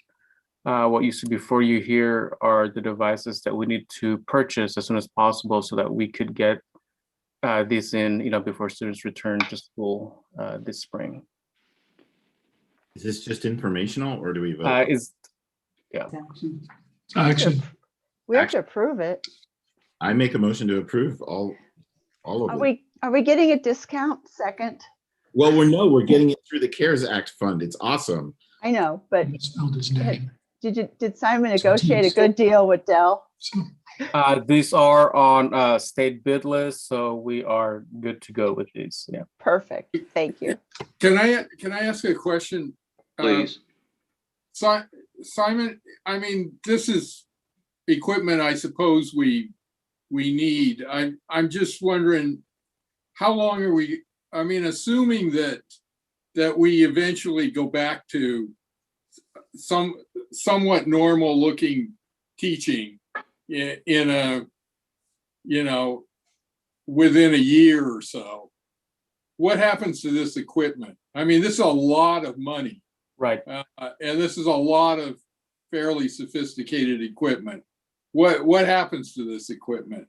That's correct. So what I do is when I choose this, when I make the selection, I make sure that this is something that we can use, not just for now, but well into the future. So this thing could last The last time that we bought something like this, it lasted over 7 years, 8 years. In fact, we still have some of these devices that were purchased over 8 years ago. So this is a much needed upgrade regardless of the situation here. So we're going to be able to use this stuff, you know, after the world returns to somewhat normal. Yes, sir, that's correct. Okay. So here, I was going to say, this is going to be innovative stuff that you can be creative and unique in the future. So, and we're not going back to the way it used to be. It's going to be a different model from ever in the future. Yes, we'll be back in person, but it's going to look a little different. And I think having the right technology is only going to be an advantage. So that's why I was very adamant about supporting this right now. Okay, well, the equipment's being purchased with federal funds, and there's specific rules for handling and tracking and disposal of the equipment. So I mean, the auditors will be looking at these transactions as they come in and do their audit. So Trustee Land, did you make the motion? Yes. Trustee Leesdwyer, I believe you made the second. Yes. Trustee Andrade Zuniga, how do you vote? Yes. Trustee Land, how do you vote? Yes. Trustee Leesdwyer, how do you vote? Yes. Trustee Hanley? Yes. I'll vote yes, and we'll pass that 5-0. R1 Delegate Assembly election. How many do we get to vote for? It's 3 and there's 3. Oh. It's Okay. kind of default. So just say yes. I'm on it. Yes. Do we have to a motion on this? Yeah. Yeah. Oh, I move that we vote for the 3 nominees for the 3 positions. I'll second. Okay, Trustee Leesdwyer made the motion, Trustee Hanley the second, Trustee Andrade Zuniga, how do you vote? Yes. Okay, Trustee Land, Yes. Trustee Leesdwyer, Yes. Trustee Hanley, Yes. and I'll vote yes, and that gets us past R1 to R2. This is an item that we brought back. It's has the board meetings roughly following the expectation that you outlined at the last board meeting. Any questions, comments, or a motion? I move approval. Second. I was going to say, I used my 1 second already tonight, so there was not a second coming. You could have had a second. Yeah. Trustee Leesdwyer's motion and Trustee Land second. Trustee Andrade Zuniga, how do you vote? Yes. Trustee Land? Yes, I just want to thank everyone for holding it over a week so I could look at my calendar. Trustees Leesdwyer? Yes. Trustee Hanley? Yes. I'll vote yes. Motion passes 5-0. R3, specific board policy discussions, the December updates. Everybody get a chance to read these in their spare time? Of course. Were they mostly statutory and legal updates? Dr. Yes, all of them. Yeah, that's what they look like to me. Oh. That Okay. makes it simple, actually. Okay, so then we'll move these to consent on the next meeting. And I don't see anything else. I thought we were going to add back the requested board items. Yeah, we will do that at the next meeting. I Yes. apologize. I like that. Me too. Okay. Well, I think our work here is done. So. Okay. No, All right. it's never done. you. Thank you all. I'm going to get us off here. Good night. 9:53. 9:53. I did my part.